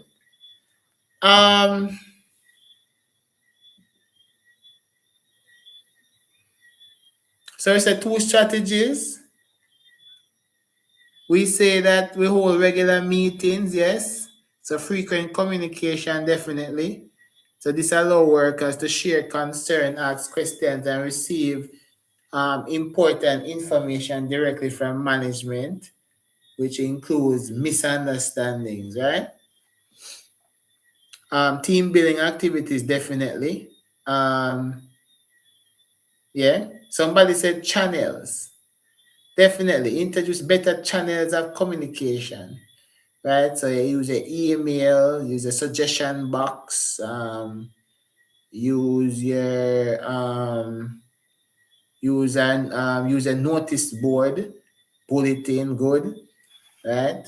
Yeah, man. So good stuff. So we're moving on nicely because when stuff them easy, we move on, you know. All right, define the term production. All right, define production. We're gonna finish this paper in record time. And if we finish this in record time, we can probably squeeze one in. If we finish it in record time. Can finish this in record time, guys. Let's go. So what is production? Let's go for some record, guys. Let's go. Record. Let's go for the record. Let's go for some record, guys. Let's go. Production. Creation of a product. I don't like product. Prefer goods and services. Don't like making of a product. Let's put that. Its production is the process of creating goods and services to satisfy customers' wants and needs. Yeah? As simple as that. So production is the process of creating goods and services to satisfy human wants, our customers' wants. Yeah? Next one says 2 factors other than capital that is used in the manufacture of goods and provision. So 2 factors in production other than capital are, what are the factors of production? Let's go. Factors of production. So we have land, labor. So they say apart from capital. So give me all of them apart from capital. We say land and labor already. What's the other one? Yes, entrepreneurial. It says enterprise or entrepreneurship. Right?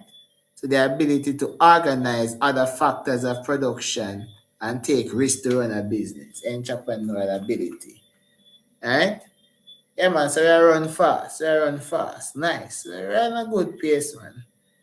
Good pace. Next one says define the term capital. Let's go.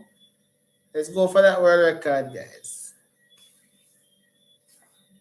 Let's go for that world record. Let's go. Let's go for that. Let's go for that. Let's go for that. Nice and easy. So we say capital is the amount of money to start up a business. Is the amount of business owned by the... I don't get that one. Capital is the money placed into a business to operate it. So it's very important when you talk about capital, right? When you talk about capital, you need to have a term in there, right? And it's used to produce. So capital is the resources used to produce goods and services, right? So anything like your machine, your tool, your building, your equipment, right? Your finances. So any man-made resources used to produce goods and services is your capital. All right, good. Then it says differentiate between fixed capital and working capital. What's that? What's fixed capital? What's working capital? Let's go.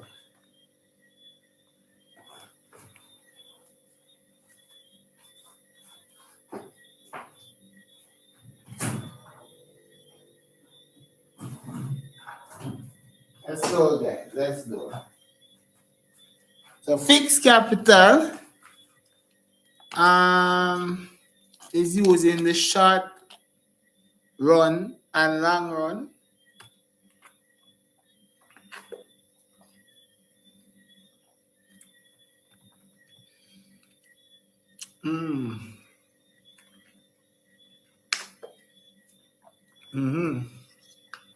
All right. So fixed capital refers to long-term assets. So any asset we use over a period of time, we keep on using, is fixed asset. You understand that? Let me go again. So fixed asset is the assets we use every day, the long-term assets. So if you own a business, the long-term asset is the building. You keep coming every day to that building. You keep using that building every day. That's a long-term, that's a fixed asset. A fixed asset are long-term assets that are used repeatedly in the production process. So that is like a machine. You buy a tractor, you buy equipment to make a soda, you use it over a long-term period. You're building, long-term period. Your land, you buy a piece of land, you put business on it, long-term period. So business we use over a long-term period is your fixed asset. Is that clear?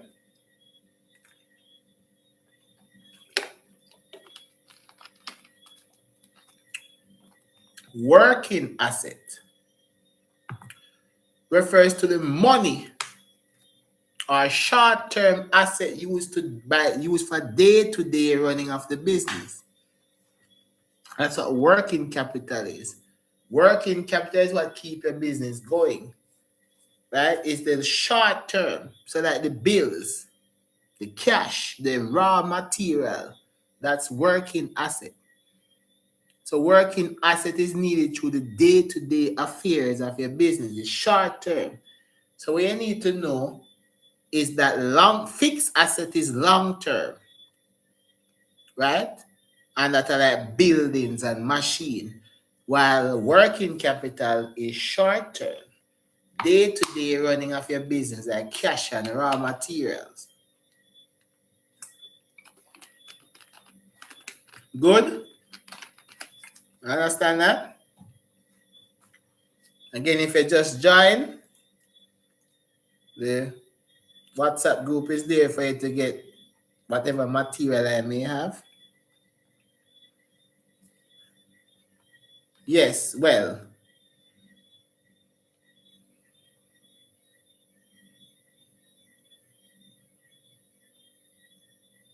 so let's look at the link there, all right? Wage is considered a part of working capital because it's kind of both, but it's more considered working capital. Yes, you can say so. You can say so. Yes, it's accepted. Because with the wages is a day-to-day affairs. Without the employees, there will be no day-to-day affairs. So yes, definitely. Says outline one benefit of growth of a company to each of the following group. So when a company grow, how does it affect the customers?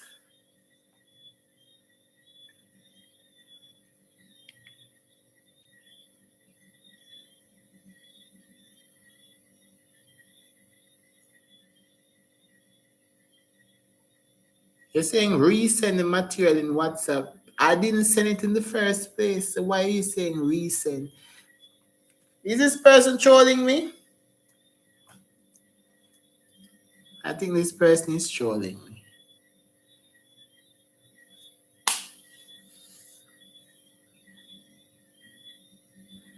All right, let's go. One benefit of customers. One benefit of growth of a company to each of the following groups. All right, let's go.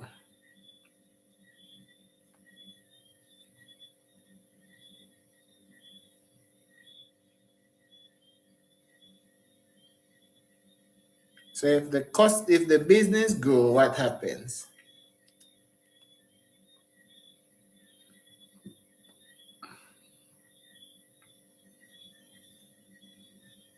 So we say for shareholders, we say increase. No. That's where we go wrong, guys. Shareholders don't get wages.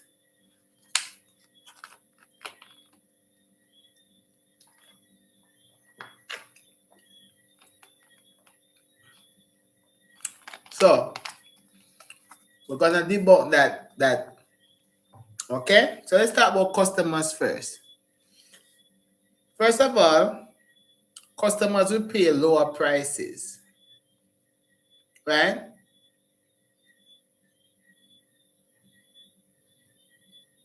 Customers will get lower prices due to the increased production. Right? They also have access to better quality goods and service because more money the company make, the better they improve and buying better equipment to make better quality goods and provide better services. As somebody said, they will have a wider variety of products to choose from. Maybe they'll expand their business and start to sell more things. Like how we see the first company start selling soda. And then they might improve on their customer service because now they can afford to send people to go to training. Right? For shareholders, they will get higher dividends. Right? You don't say wages because wages is for employees. shareholders don't get wages, they get dividends from profits. So whenever the company make a profit, dividends it means that it's divided among the shareholders. So let's say, for example, the company make $100. The company make $100, and the company has 10 shareholders. 10 shareholders, right? The dividends mean that the 10 is going to be divided by the 100. Right? So if you divide 10 by 100, you get 10. So each shareholder gets $10. That's the dividends. That's how it works. That's why dividends, it means divide. Do we understand? Do we understand that? So they get dividends. They don't say they gain more profit. The word is dividend. They don't get profit. They get dividends because the profit is $100. But the dividend, if it is 10 shareholders, then they each get $10 each. So them share it up.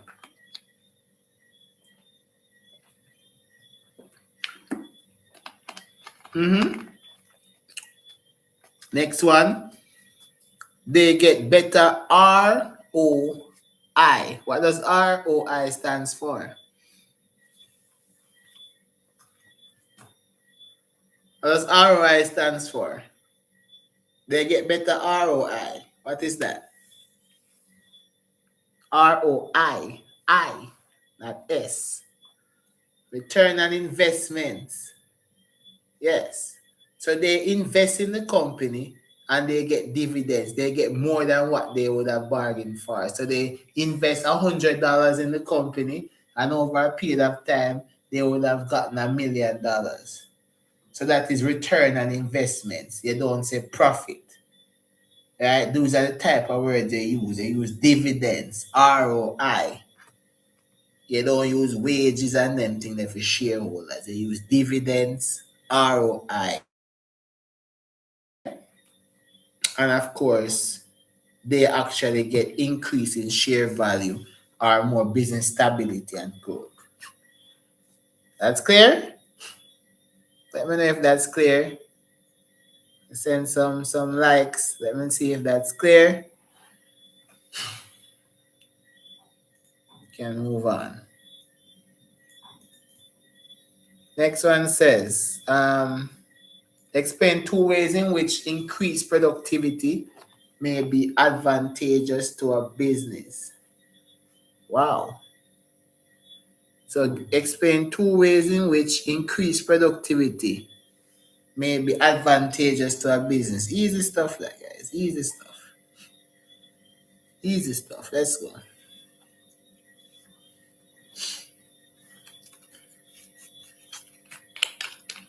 Easy stuff. It's easy. Let's want to see 1 answer. 2 answers and move on. Moving on from this. Easy stuff. Productivity can be advantageous to a business. Cheesy.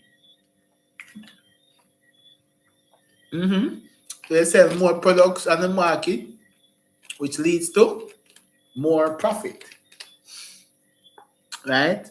Increased productivity means increased profit, which is good for the company. And it also can reduce the cost of production because the more goods and services are produced in less time using the same resources. Right? Increased productivity can help the business satisfy more customers by producing more goods quickly. And of course, this can improve customer satisfaction and increase sales. Right? So the more you're productive, the more happier customers will be. Yeah? So you improve customer satisfaction. All right. Moving on, because I think that's easy. 2 function of customer organization. We already do that already. Outline 2 benefits of customer service. Do that already. Warranties. We do that already. Well, describe each of the following form of customer service. Warranty is the same thing. Basically, they offer you the return and return to fix your repair your item in a specific time. How about toll free? What's that? What is toll free numbers? Toll free call centers.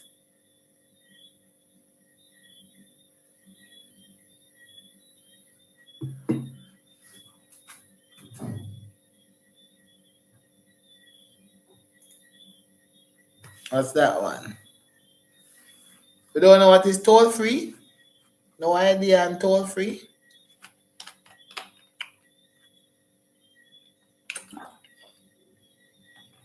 Never hear toll free before?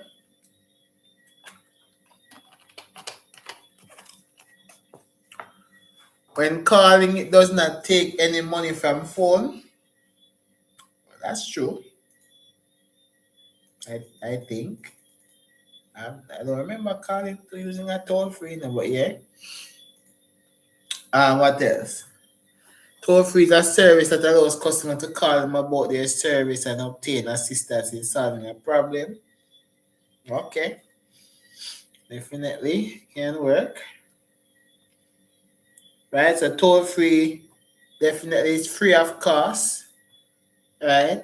So you can call, make contact with the business free of cost and make any amount of complaint you want, ask any amount of question you want, receive any amount of assistance you want about products and services without it costing you. So it's free, right? Next one is suggestion box. And we describe that. So suggestion box.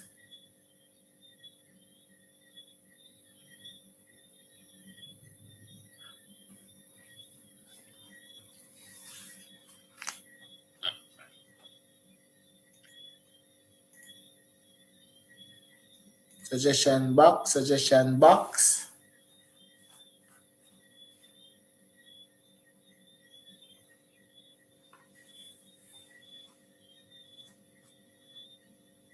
Suggestion box is a box where customers leave questions, suggestions, and give feedback about a product or service. Definitely. Customer can, and employees too. Even employees can give feedback, and even employees can give complaints and ideas on how to improve product services and operations. Good. Trademark. Again, see that already. Define ICT. Let's go and define ICT.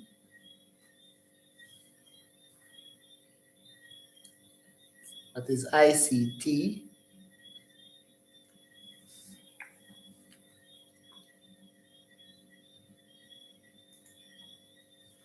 Give me 1 second, guys. In the meantime, let's write the definition for ICT.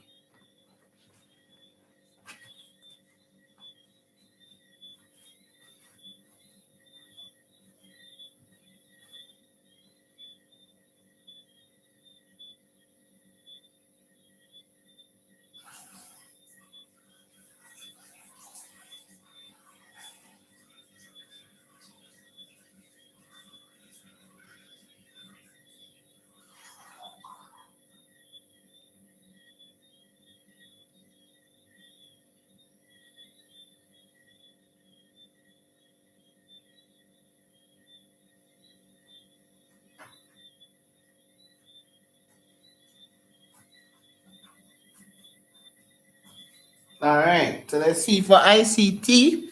Says is yeah man, but it did already, information communication technology.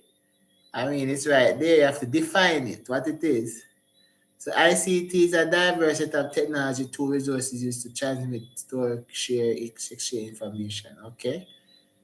Um, it's a broad term referring to all the technical means, device, network, and applications.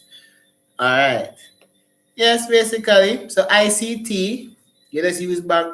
So ICT refers to the use of computers, telecommunications, and other electronic devices to store, process, retrieve, and communicate information.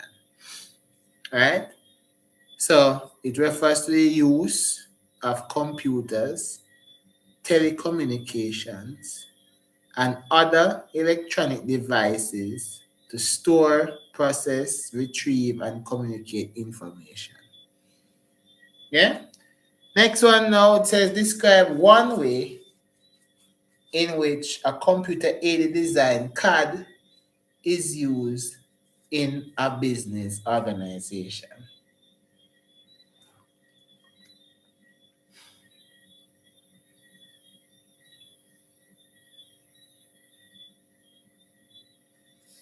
What CAD? So what was CAD? Just the IT today. Anybody did IT today? You know what CAD is?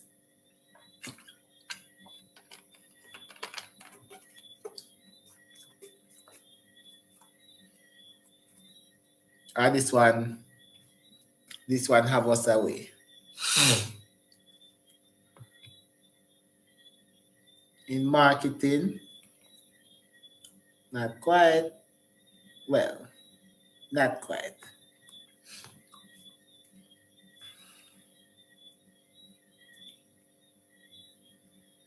No, I know it wasn't on the exam, but it's on the syllabus, eh? And by the way, all right, so let's explain what CAD is, because I not think I'm seeing that. All right, so I'm seeing something close now. So it is used to help designers, architects, and engineers to design new products. I want to say new products, but more buildings and houses, right? So they more design building and houses. Right? So it's used in a business to create detailed design and models of products or buildings on a computer. Right? So it designs products on a computer, right? Such as buildings and houses. That's what CAD does. So computer aided design, as the word it says, computer aided. So computer help design. That's what that literally is saying. Aid means help. So it's telling you what it is. Even without telling you what it is. It says computer aid design. So you use a computer to aid design, such as building. So it's used to build, to design things on a computer like buildings and products, etc. So all of those design before it's actually built, that's what it's used to do. All right? Nice and easy. 3 ways in which use of ATMs could assist a business or ABMs.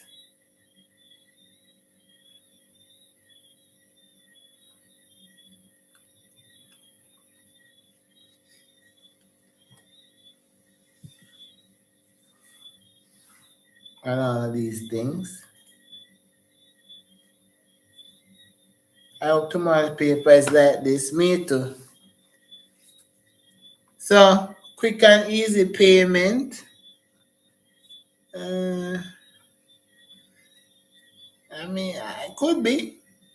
Yeah. What else? Faster. I like that. Faster. So ATM allow business to withdraw cash quickly and convenient at any time. So improve access to money, right? Also, the business save time. Instead of joining those long lines in the bank, the business save time to just go into the ATM and draw the necessary funds that they need, right? It also improves security because business can use electronic transaction instead of carrying large cash around.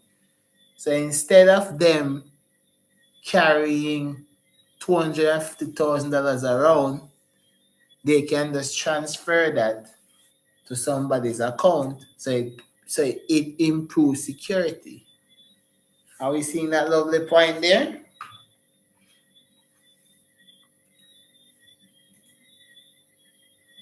Moving on. Outline 2 ways in which electronic e-commerce can improve the performance of a business. And again, how e-commerce can improve the performance of a business. I think that is pretty simple. E-commerce allows you to reach a larger market because if you have a business in your country, only people in your country will have access to that business, right? But if you have it on e-commerce, everybody have access to your business now, so you access a larger market. Also, it reduces operation costs. Just like what I'm doing here, I have an online school. I'm not paying any light bill for that school. I'm not paying any rent for that school, right? Because I can deliver that service online, right? So it reduces operation costs. So I don't have to pay anybody to do certain things for me, right? Business can advertise, sell, and communicate with customers online, right, without needing as many physical stores or workers. So you don't really need physical workers or stores to do so. Do we understand that? I remember e-commerce is selling things online or buying and selling things online. All right.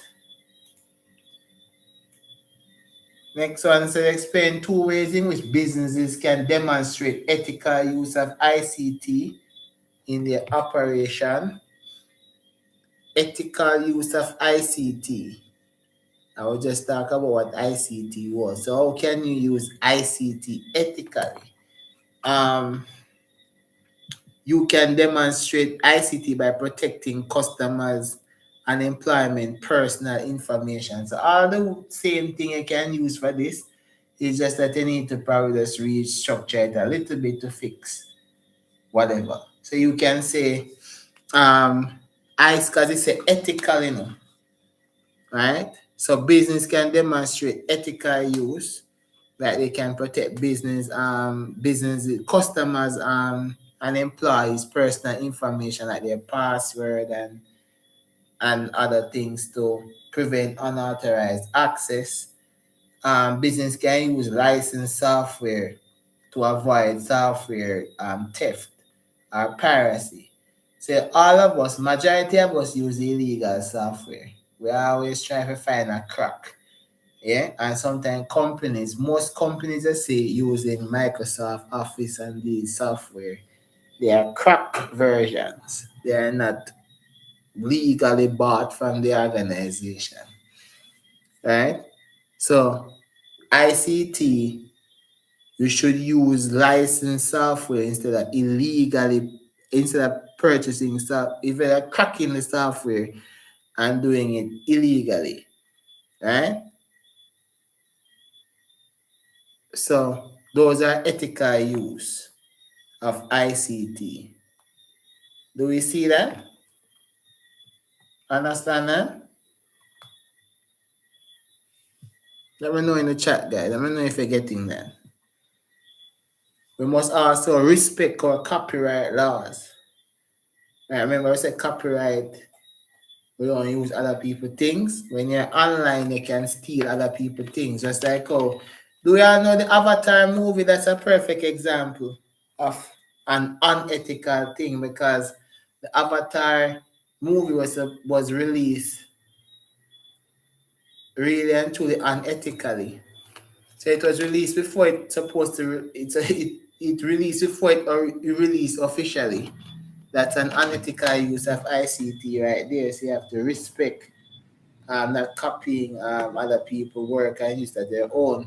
You can also use ICT to set false and misleading advertisement, especially now with AI now involved. Because when people can use AI and do a lot of things. People can use AI and create a lot of videos that look like the company is even is using, like, is selling a product that works. Or when you realize, I don't even see this advertisement on YouTube. When you come in, you see there's something about Tai Chi abs workout. I don't even see that YouTube video, Tai Chi abs. Right? Then I say, oh, you get abs like this, and they don't know that it is an AI video. So you run go buy Tai Chi and realize, yes, your belly is still big and fat, and your belly is still big and round same way. You understand? So that can be misleading also, using ICT. Yeah, you can yeah. So basically that covers that. Let's move on. This one says, oh, it's the end. Wow, that was quick. That was quick. That was so quick. That's how we're bright. That's how we're bright. Exam dead of mind. Exam mash up a mind. Just fly through paper, easy breezy. Lemon squeezy.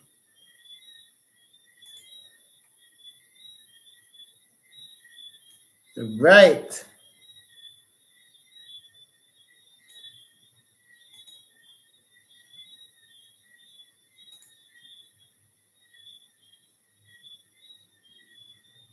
Right. Still not sleepy yet, so lucky you. Alright, so we say Jane studied principle of business while attending high school and was inspired to own and operate a business. There are 4 reasons why Jane would want to establish her own business. Why would you want to own your own business? Why would Jane be happy to own her own business? Let's see if we can do a record one, guys. Let's see if we can do a record one. But this is the last one, though. No more after this. Oh, you get the ads on this live. If you get the ads on this live, go and watch it, man, you know? Probably give me $1-2. Tai Chi ads. Da, da, da, da, da. Da, da, da, da. Let's go. Alright. So she wants to be independent. She wants to be an entrepreneur. Definitely. So why would it be why she want to be an entrepreneur? She want to be her own boss, make her own decisions. She want a flexible work hours. You know, she can get up anytime she feel like. Unlike we at work, like me, we at work tomorrow. Well, today. Well, tomorrow. See. Well, for some I not tomorrow, for some I today. Yeah? So she want control over her work life. She want flexible work hours. She can wake up and decide where she want to go. She can also create job opportunities for others, like her friends, because if she own a business, she can invite her friends to actually come and work for her, right? She can also provide goods and services to meet the needs of the people in her community, right? She get to gain status and recognition. She probably continue the family business. She probably achieve financial security, stability, self-actualization. All of those is good. Next one says these three characteristics Jane would need to possess in order to become successful entrepreneur. So what are some of the characteristics that Jane would need in order to be considered a successful entrepreneur? Um, she has to be a risk taker, very good, very big risk taker. She have to be persistent even when things is going bad. She have to make sure that she stay positive. She have persistence, yes. So we do a question with a lot of section 8 and 9. I found this on the web. See it happiness. Alright, so I don't know. There's no question with a lot of section 8 and 9. I've never seen a paper with heavy one section. They're just all over the place. Creative. Yes. She have to good. So we have all of them. So she have to have good leadership skill. She have to be creative. She have to be willing to take risks. She have to have self-confidence. Yes. Moving on, guys. Because we have that clear. Anything we have clear and part to moving on. Next one says 3 reasons why Jane should conduct a feasibility study. We can't do that already. So she wants to see if our business, we do that already, but in different way. So she wants to see if our business idea is likely to succeed or is likely to fail. She wants to see the potential risk and challenges. She wants to see if our business is profitable. She wants to study her competitors, right? She wants to plan, right, and make decisions. She wants to find out if is there a lot of demand for her business. Do a lot of people want what she's offering? Yeah, so all that is clear. We did that already. So I hope we're all good on that. Good. Moving on nicely. State one role of any shareholder that will be involved in Jane's business. So state one role of any two stakeholders. Sorry. I remember with this stakeholder already. So it's just that's what I'm telling you guys. We're gonna do the questions. The same question is gonna be in different formats. So once you know what stakeholders are, you can just twist it up and make it work for you. So a manager, you wouldn't want to say a manager because you're working with it. She's an entrepreneur. So that means say you wouldn't really want to say a manager because she would technically be her own manager. Eh? You want to stick with something like employees or customers. Yeah? Or you're going to say, if you're saying manager, you're going to put in bracket Jane herself. Yeah? So what's the role? The role is that the employees provide labor services to Jane business. Good. Another role is that the customers purchase goods and services provided by Jane's business. Supplier is another stakeholder. Provide raw materials and goods to the business. Government collect tax and ensure laws are followed. Right? The bank provide loans. Right? Investors provide capital and make important decisions. Yeah. Good.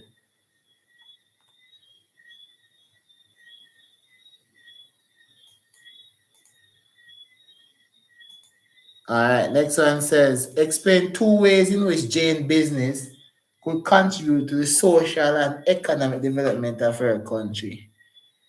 Right, and again, it's the same social and economic, so for the people. Right, so Jane business could create jobs. Right, Jane business could create jobs, create employment opportunities for people in our community, which would then reduce the unemployment rate and, of course, improve the quality of life or what we call living standards. The business could contribute to government revenue or economic growth of the country through, because the more business we have is the more tax we're going to pay, right? So the more business, the more tax.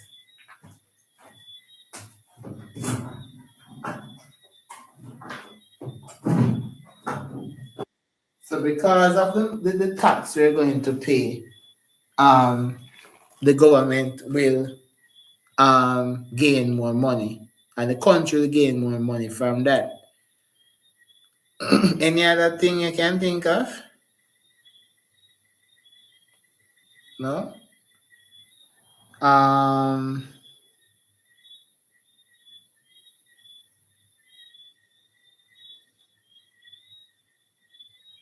Jane can also support small businesses, small business, purchasing supplies from them, right? So if she's making cane juice, she can buy the cane from the farmers. So that means that she buy the cane from the farmer, she's also building the farmer's pocket. You understand? She can reduce poverty by creating those same job opportunities. And also, she can encourage others to start being an entrepreneur as well. She can sponsor the community with events or like that. Um, the Jane business should leave a good review for future generations. I don't really like that. I prefer you say that Jane business can inspire others to be like her, which would then be a positive impact on the development of her country. Right? She can develop foreign exchange to decide to export. Very good. Good points. All right, good points. So I hope guys you're learning to fix up your points, right? Or you explain things and you're good. All right. Um, Next one says state 3 reasons why it's important for a firm to have proper documentation of all of its business transactions.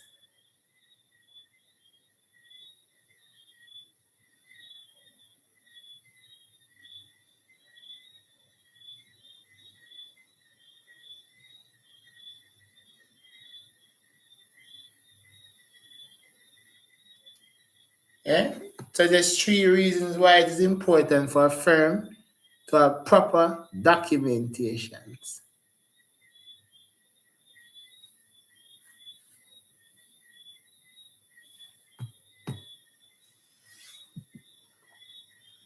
Let's go, let's go, let's go. So we say that protect the claims that the customer was injured in the business, to return the produce in case of malfunction.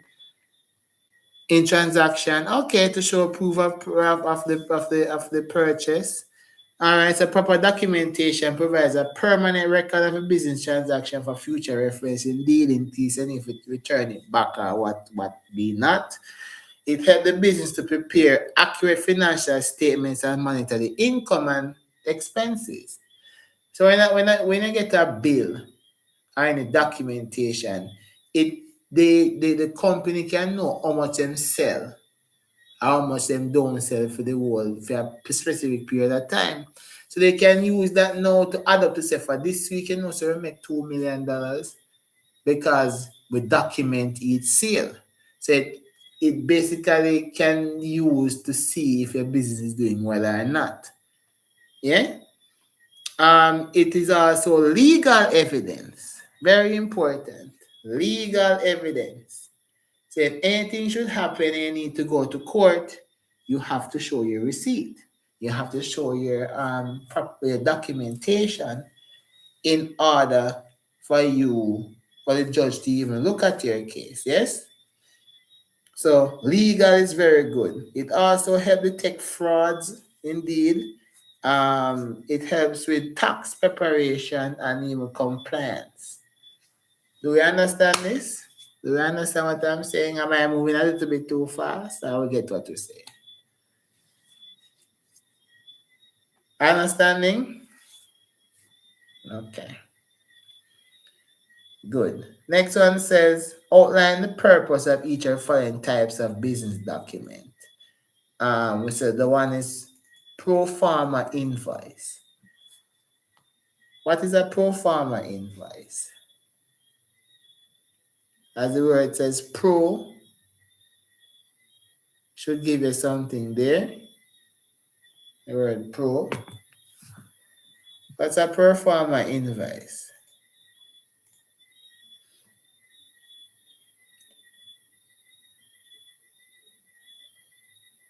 Pro forma invoice, let's go. So the pro forma invoice, right, is a document sent to the buyer before the goods are delivered. All right? So it's a document sent to the buyer before the goods are delivered, showing the estimated price, the quantities, and the details of the goods or service to be provided. So the word means pro, right? Pro means before, right? So before you actually buy, you inquire. So you say, all right, then I want a case of juice and I want 2 pounds of flour. The pro forma invoice is going to say, all right, then John Brown want 2 cases of juice and 1 case of juice of $500, so 2 cases of juice of $1,000, right? And John Brown want 2 soda, and that soda costs, let's say, $10. So that means that the invoice will come up to $110. So if you should purchase these items, it costs $110. Do we understand that? I don't know if you're understanding that.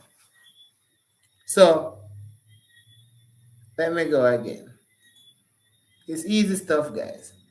If you want to buy, because remember, pro forma invoice is before you buy. It's like you're asking how much is for this. So you say, all right, then I want to buy two soda. Right? They will put down the 2 soda and say 2 soda cost $20. They say you want to buy 2 soda, 3 bun. They say 3 bun cost $60. Right? So what they do is that they take your order or your potential order. Because remember saying no buy it, you know. This is how businesses do transactions. So if businesses are normally ask for a pro forma invoice from multiple companies and then choose which company cheaper. So it's basically a list of what the cost of the product that you want to buy. So after you see you order the 2 soda and the 3 bun, that come up to $80. So they are basically saying that if you choose to buy these items, you're going to pay $80 for it. Do you understand what I'm saying? You haven't bought them yet, you know. But they are telling you that based on these items that you want, right, if you should buy them, it costs $80. Are we understanding that?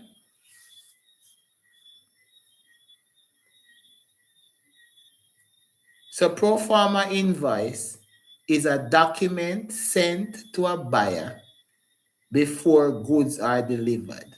So before the goods are delivered, You send the pro forma invoice, right? And the person look on it and say, okay, $80 for this, me no bother want that because that's too expensive. So they don't buy it. Or they can say $80 for this, send me the invoice. So after you get the pro forma invoice, if you decide to actually buy it, then you'll get an invoice.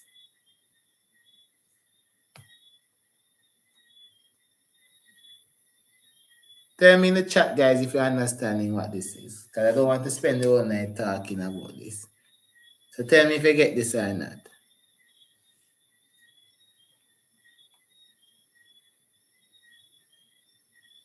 Okay.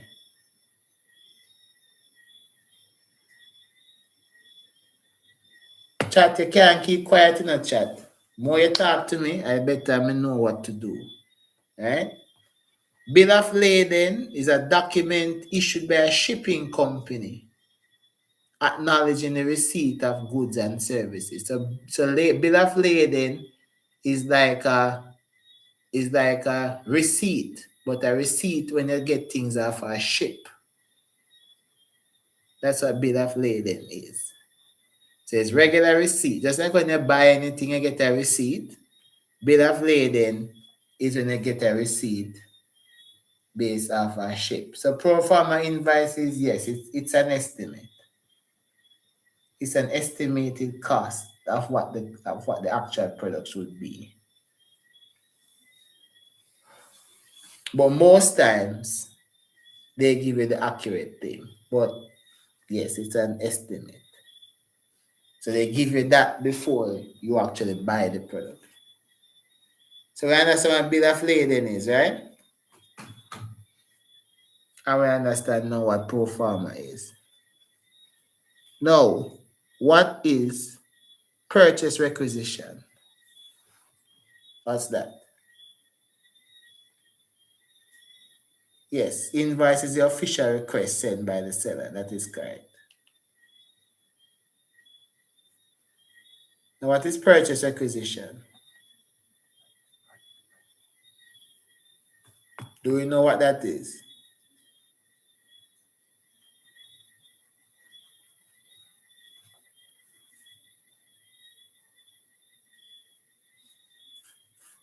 Do we know what purchase requisition is, guys? Talk to me now. Yes or no suffice, you know. So it's an internal document sent.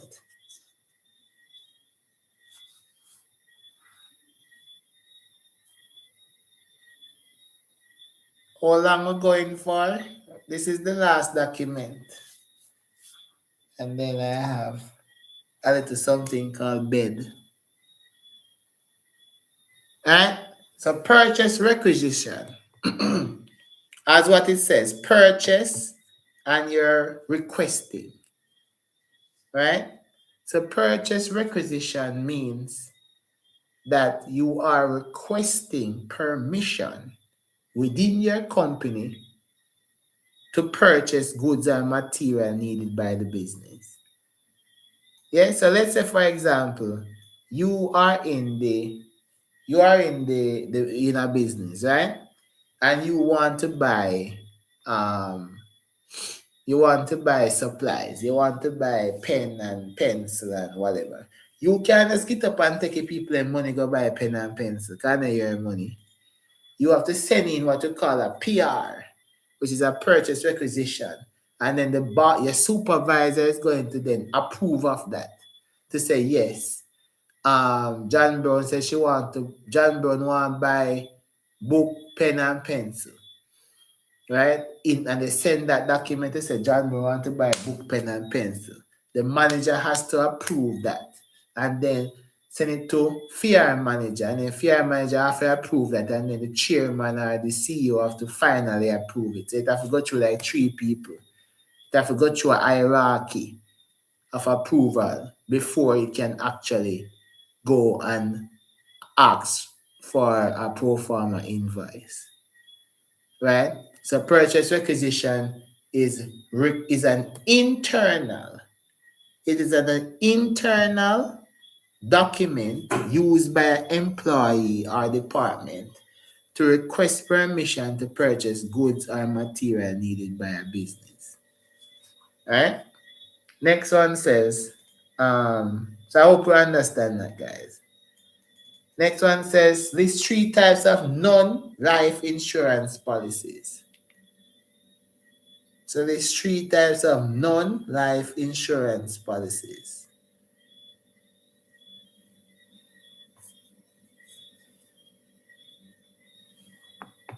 There's 3 types of non-life insurance policies.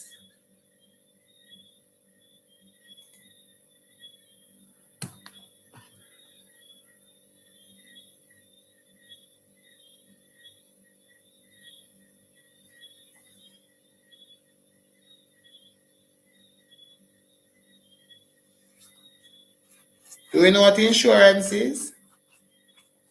That's the first thing. What's insurance?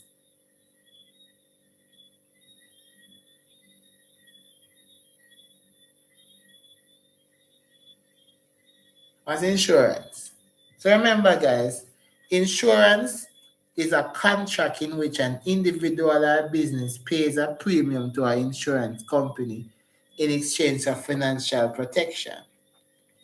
Right? That's what insurance is. So in regular terms, you are paying the company to fit your bill in case of an emergency. I'm not asking for types of insurance, I'm not asking for what is insurance itself. So insurance is when you pay a company, right, to protect you financially for against potential loss. So you're paying for financial protection. For example, if you own a business and somebody drop and slide and broke their hip, right? You are liable to pay for that person's hip. But if you have insurance, they'll pay that for you. The only downside is that you will have to pay the insurance company, even though you potentially might not get a loss. So a person might not fall and broke their hip, or a person might not meet any emergency. But at the end of the day, one day it might happen. So you're paying for possible future loss. Right? So you have to understand what insurance is first before you understand what is non-life insurance. Yeah? So that's what insurance is. Now, if we talk about non-life insurance, right? Non-life insurance, it means that it's something that doesn't involve your life. Right? So non-life insurance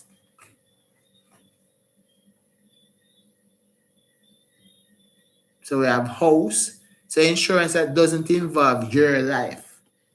So insurance that involve what would we say now? Material things. So like motor vehicle insurance, fire insurance, theft insurance, property insurance, travel insurance. All the things that we don't have to do with life. Like you personally. Life. So things you don't have to do with debt. Yeah? So anything that you pay insurance for that is materialistic. That is life insurance. Right? Describe 2 principles upon which insurance is based. Right? So 2 principles which insurance is based.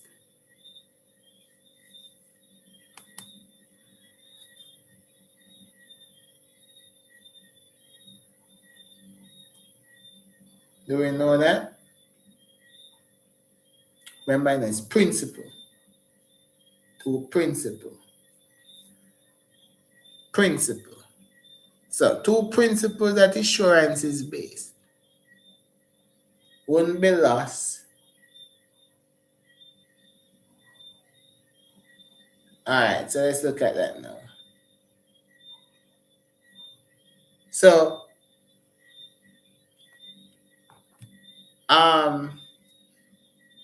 when you're talking about insurance, you're talking about principle. And those principles would be utmost good faith and, as somebody say, indemnity. Right? So those are the two principles upon which insurance is based.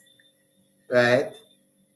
Indemnity and utmost good faith. Now, indemnity, the insured person should only be compensated for the actual loss suffered, right? And should not make a profit from insurance claim. That's what indemnity is. So meaning say, if your car got stolen and your car cost $500, right? When you're being insured, you should only get back the same $500. That's what indemnity means. So indemnity means that you get back the same thing when you lose. Right? You don't get back any profit on it. So you don't get like $1,000, even though your car costs $500. Utmost good faith means that both the insurer and the insured must tell the complete truth and provide all the information honestly. Right? So you can't tell any lies. You have to be honest. Yes? Sir, there's more with what, Michelle? More with what? Wait, more in terms of explanation of what indemnity is?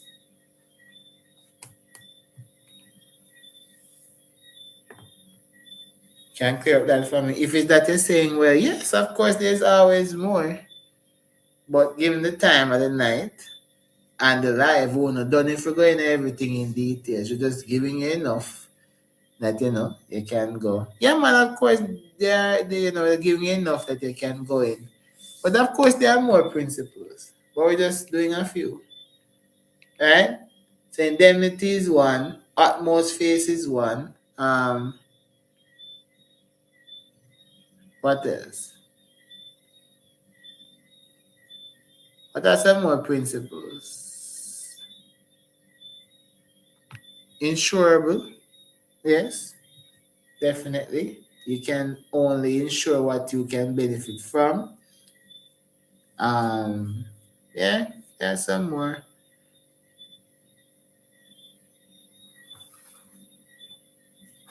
But we work with those for now. All right. Next one says, explain two ways in which insurance could be used to lower the risk associated with business. So two ways in which insurance could be used to lower the risk associated with business.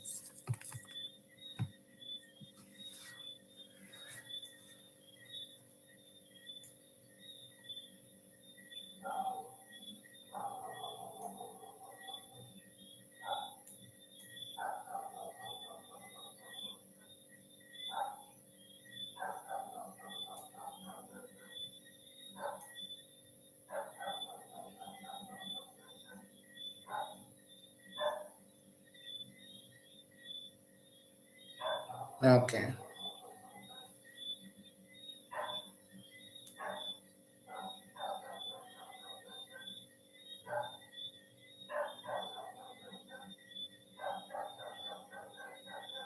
All right, so we're gonna go from here now. So explain two ways in which insurance could be used to lower the risk associated with a business. And we say that insurance can help business recover from financial loss caused by risk such as fire, theft, accidents, and natural disaster. Right? So insurance company compensates business so that it does not suffer full loss. Yeah. Insurance also provides security and stability for business, allowing them to continue operating after unexpected event. So, for example, if machinery or buildings are damaged, right, the insurance money can help them to repair or replace them quickly so that they can carry out their function still. So that is how insurance could be used to lower the risk associated with a business. If you understand, let me know. All right. If you don't understand, let me know you don't understand. All right. We're moving on because it's getting late. I don't want to just run through this quickly. Define the term public relations. Um, Define that term public relations and identify two types of public relations. Here about public relations. All right, public relations. Here talk about public. So it's a process of creating and maintaining a good image and positive relationship between a business and the public. Right, so you must create a good image and a positive relationship between the business and the public. So the business and the public must be in good stead. Right, two types of public relationship. Well, relations, activities that are popular in the Caribbean, which is sponsoring community events. That's a good public relation. We sponsor community events, we give away to the poor. People love that. We donate to schools and charities and community projects. We love that. All right. Next one, two ways in which public relation activities of a firm could benefit the community. Right? And we talk about public relations, we said they can improve community facilities and services through donation, sponsorship, and development projects. Right? They can provide support for education, sports, and youth programs, helping to improve the lives in the people in the community. So you can use the money, invest in the community, build better infrastructure, build better clinics, give back to the community from these businesses. So that is a way in which you can build good public relations because people love it when you give back and make them comfortable. Right? So let me know if it's doubles in the chat and we understand how it's all else. All right. Let's go. Describe three factors that influence customer behavior. So you walk into a store, but that's one of the things that affects customer behavior. Right? Now, customer behavior is influenced by a lot of things. And one of the main one is brokenness, income, money. Customers with higher income are usually able to buy more expensive and luxury products. I'm talking about behavior, right? While a person with lower income can only buy cheap goods. So that's a behavior, right? So money is a big factor in customers' behavior, right? Culture and social background. Again, a person, culture, religion, tradition, and can influence the type of product they buy. For example, you never see black people really buy sunscreen. Yeah, you really see that. While some people prefer a certain type of food or clothing or style, right? Advertising and promotion, advertising, sale promotion, and social media can persuade customers to buy particular products or brands by creating interest and awareness.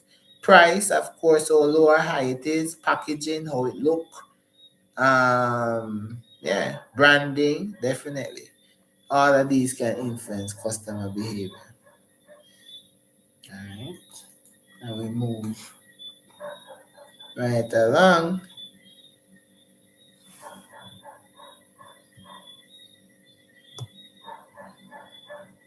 Explain two ways in which a government can protect customer through customer organization. And we know that already. Government can enforce laws. Government can educate. So we do that already. Moving on. This define each of the following terms: logistics, supply chain operation. Let's go. What are logistics?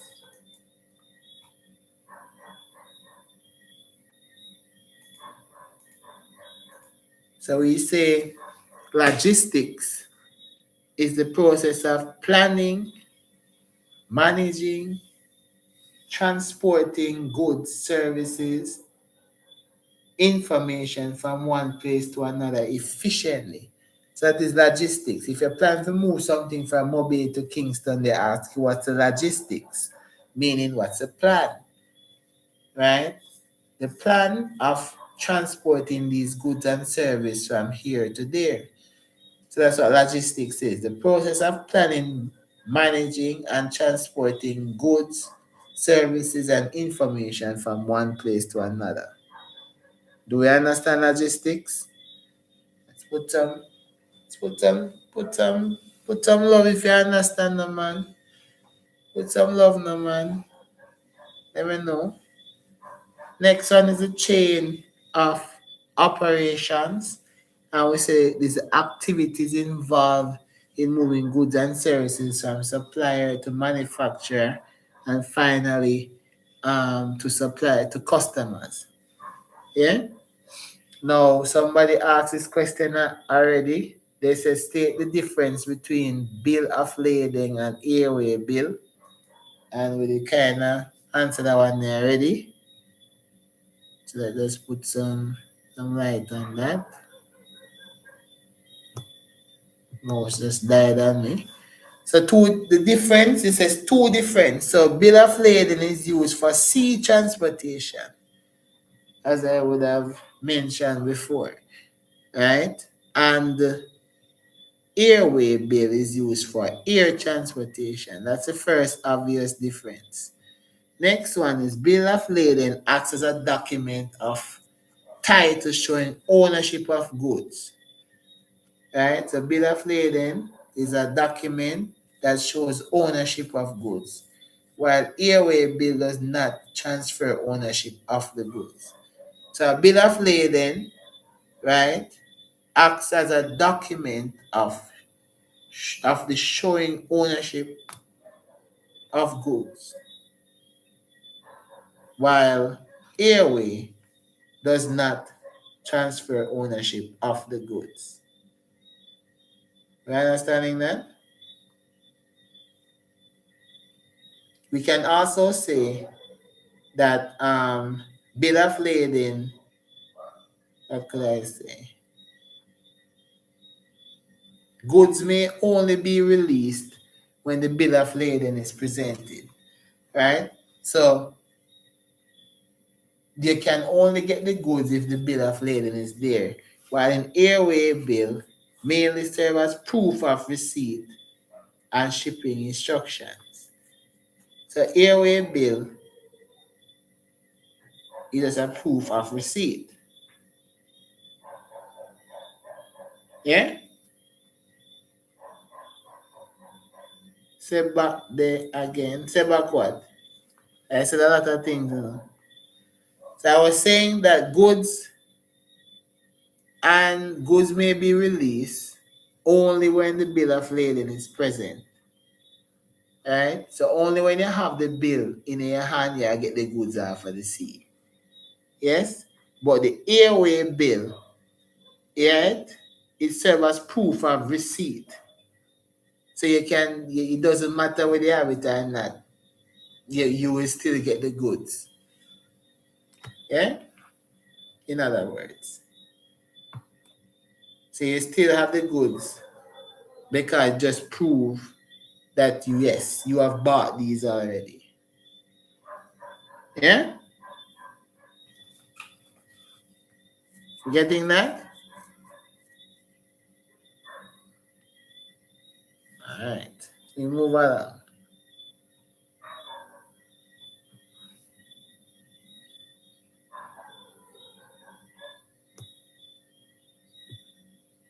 Outline 3 transportation in the marketing of goods. 3 roles of transportation in the marketing of goods. So 3 roles transportation play in the marketing of goods. And we say transportation helps to move goods from producers to consumers, right? Providing accessibility to different markets and locations.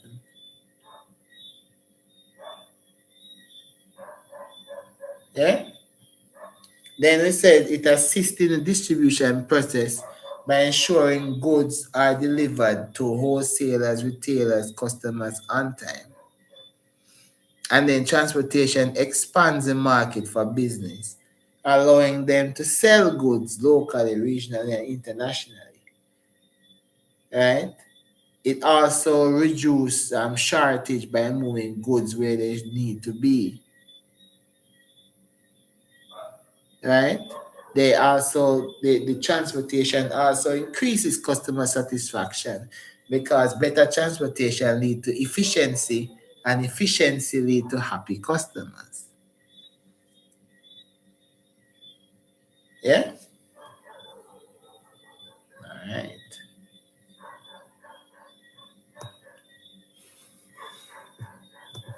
Explain 2 problems an agricultural firm may face when distributing bananas from the Caribbean to the United States of America.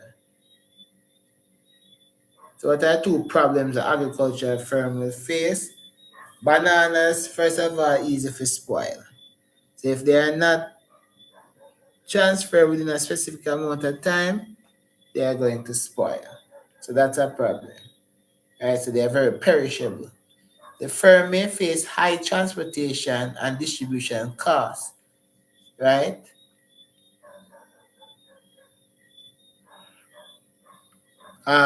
Because to keep the banana fresh, they will need to ship it in basically a refrigerator, packaging, insurance, and custom charge when exporting bananas to the USA.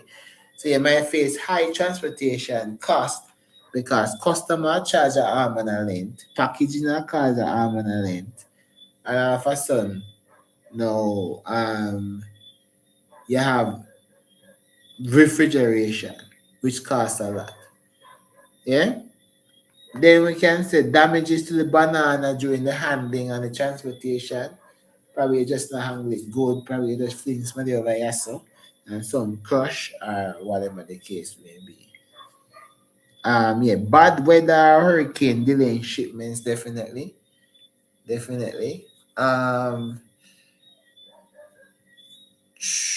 Port delays and custom issues might be one more. Yeah? Let me know if you understand that, okay? We're moving on nicely. State 2 functions of the Caribbean community. Yes. And this is something that you guys need to look at in the document, right?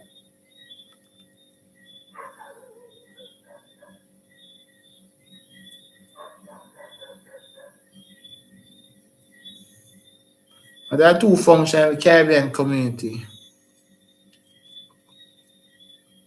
I want to see if you guys know this. This is chapter 10 in the syllabus. Let me see who is chapter 10.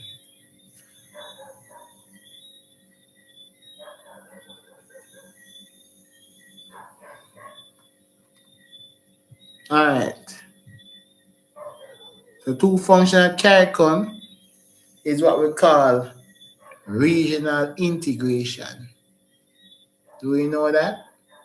Well, the social studies is supposed to know regional integration. right? And as I said, integration means you work together, and region mean in the Caribbean, right? So it promotes economic regional integration and cooperation among the country. So of course it's about people working together because it's integration. So we're gonna promote economic regional integration. Okay? And then another function is to encourage trade between member country by reducing tax barriers. And we call those tax barriers tariffs. Right? So we want to decrease on those tariffs. So basically the tax you pay when you're shipping stuff. Right? So two function is to promote regional integration, economic integration, and encourage trade between member country by reducing trade barriers. Right? Other functions improve the standard of living in the Caribbean. Right? Next one says state two benefits Caribbean countries may enjoy as a member of CARICOM. Right? And if you're a member of CARICOM, you must know you're gonna have trade opportunities. Right? So trade opportunities, increase trade opportunities with other CARICOM members. State through easier movement of goods and services. Right? So because the goods can move easy, that is a benefit. And of course, you're paying less tax, less tariffs. You're paying less tax and tariffs when you're buying from other Caribbean countries. Great employment. You have greater employment and business opportunities due to the free movement of skilled persons within the region. Because of course, in biology, um, you will get. How am I gonna put this now? Let's not use that example.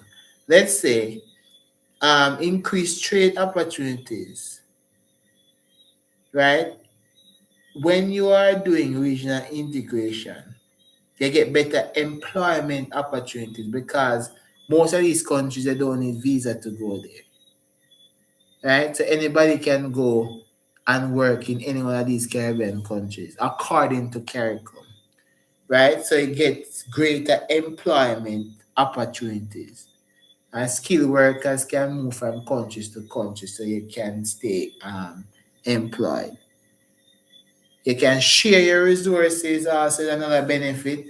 So like if Trinidad makes soda, Jamaica makes soda, we can all share our equipment and so. So those are the benefits of Caribbean country enjoy as members of CARICOM. If you're a business owner, you can travel to other Caribbean countries, create links and stuff for free.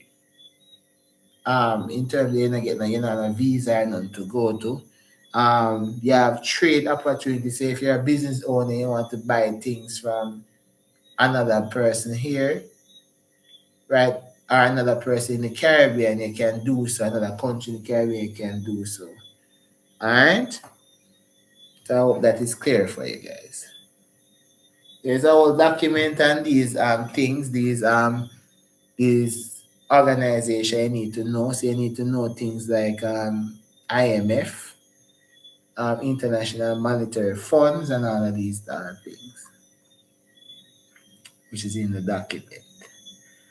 Next one says define the term foreign direct investment, FDI. What is foreign direct investment?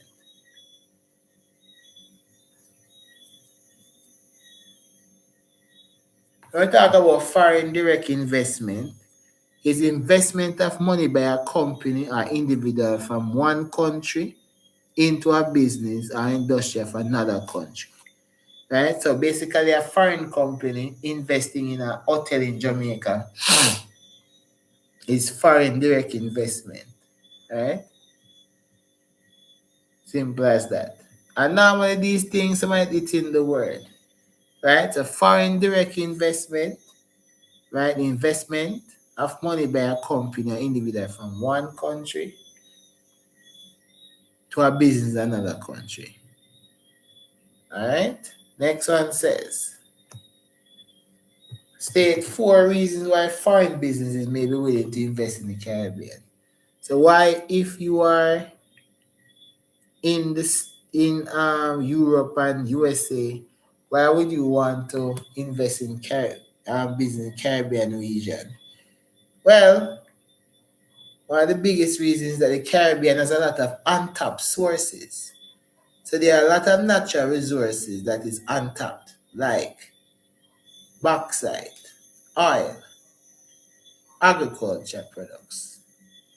All these countries, all these resources are untapped, right? So they want to invest in these countries because they want to have access to our resources. Yes, it's investing in another country's business, right? So if you're in one country, invest in another country's business. Next one is lower labor costs. That's another one, which can reduce cost of production in foreign businesses, right? So because Jamaica or because the Caribbean, right, is at a lower economic state, they will want to, how would you put this now? They want to invest in these countries because they have lower labor costs. Yeah? So when, for example, 100 US dollars is probably what, $15,000? So basically, they are paying minimum wage out here is probably $14, right? In Jamaica. But then that's $14. That's nothing to a US person. Right? So they would rather to pay the workers here, because if they pay the workers here, they are just getting 14 US dollars. You understand what I'm saying? So it's lower the labor cost. So you'd want to invest in a Caribbean country because you would pay less money and probably get more work done. Next one is tax incentives offered by Caribbean countries. So if you are from a country like United States, there's a special tax incentives offered, meaning that they probably take off the tax off it, right? So for some countries, they will give you some leniency, right? So they call that what's the word I'm looking for? Remember the word I'm looking for. But yeah. Also, another reason why a foreign country invests is because the growth of tourism industry. Tourism industry is so huge that they want to come and invest in Jamaica or other Caribbean countries. They want to wait to invest because of political stability. There's one steady leader for a very long period of time, so that gives you stability, right? Access to Caribbean and international markets through trade agreements and CARICOM, that's also important, right? Because them alone is fighting for our attention. Yeah? You understand that?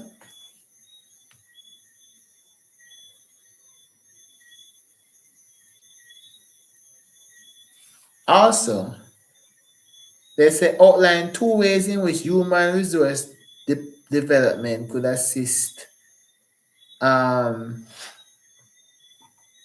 Let's go. It says outline 2 ways in which human resource development could assist in reducing economic problems in CARICOM countries. So you don't watch the CARICOM countries. Just look at it in Jamaica or in in your country that you're from. And if you're from Trinidad, Guyana, look in your country. Because your country is a Caribbean, CARICOM country.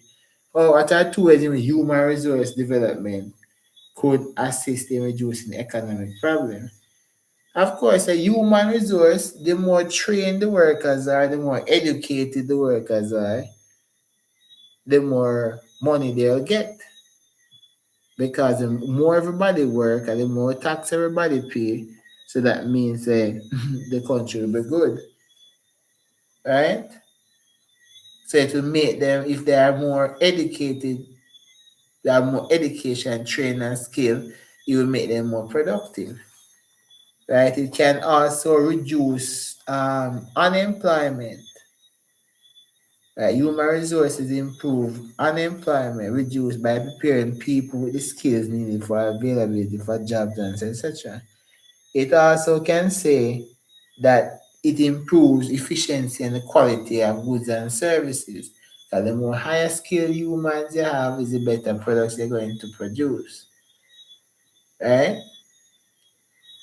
And it also, we could say, reduce the poverty and dependency on imports.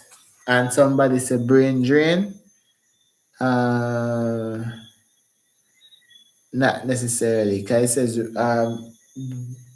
outline two ways in which human resource development could assist in reducing economic problems. Yeah, so those are the ways. When we talk about human resource, talking about people, so people having skills, people going to school, people not going to school, etc. Next one says, explain two ways in which a local shoe manufacturing firm can use technology to boost its sale. And of course, we did something similar to that already. We talk about, of course, advertising to boost its sale. We talk about what else? Apart from advertising, um, they can use automatic machines and equipment to produce more shoes so they can upgrade their equipment and so forth. Um, the firm can use computer technology to manage inventory, design the codes and monitor the production processes. Yeah, so that's where you can use technology. You can use robots. You can use robots assemble line to spread to speed up the production. Um, we can say the same GPS thing, because just how you explain it. You understand? Because if a man I try thief a thing and you catch him because of GPS, it will spread. Right? And they won't come to bother you and therefore the production level will rise. Just thinking outside the box, yeah? So remember, local shoe manufacturing firm can use automated machine, kind of a technology, So they can use the ATM, right? Order machine to produce shoes faster and more efficiently. Right? This increased output, right? Basically, how we put this now?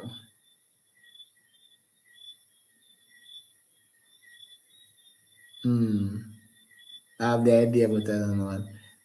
It's not coming. Okay. So basically, even if you get the if you get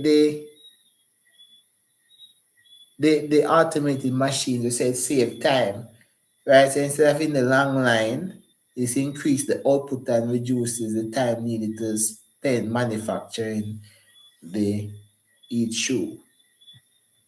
All right. All right. So we're going nicely. Should be near the end. We are at the end.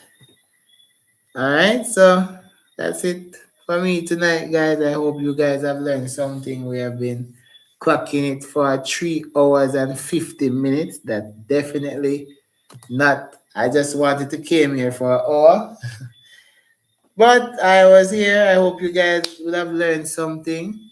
And I hope that I would have contributed to your knowledge, probably give you some confidence to go and finish up your preparation. Remember to join the group, the WhatsApp group. I'll be sending the 2 documents in there now.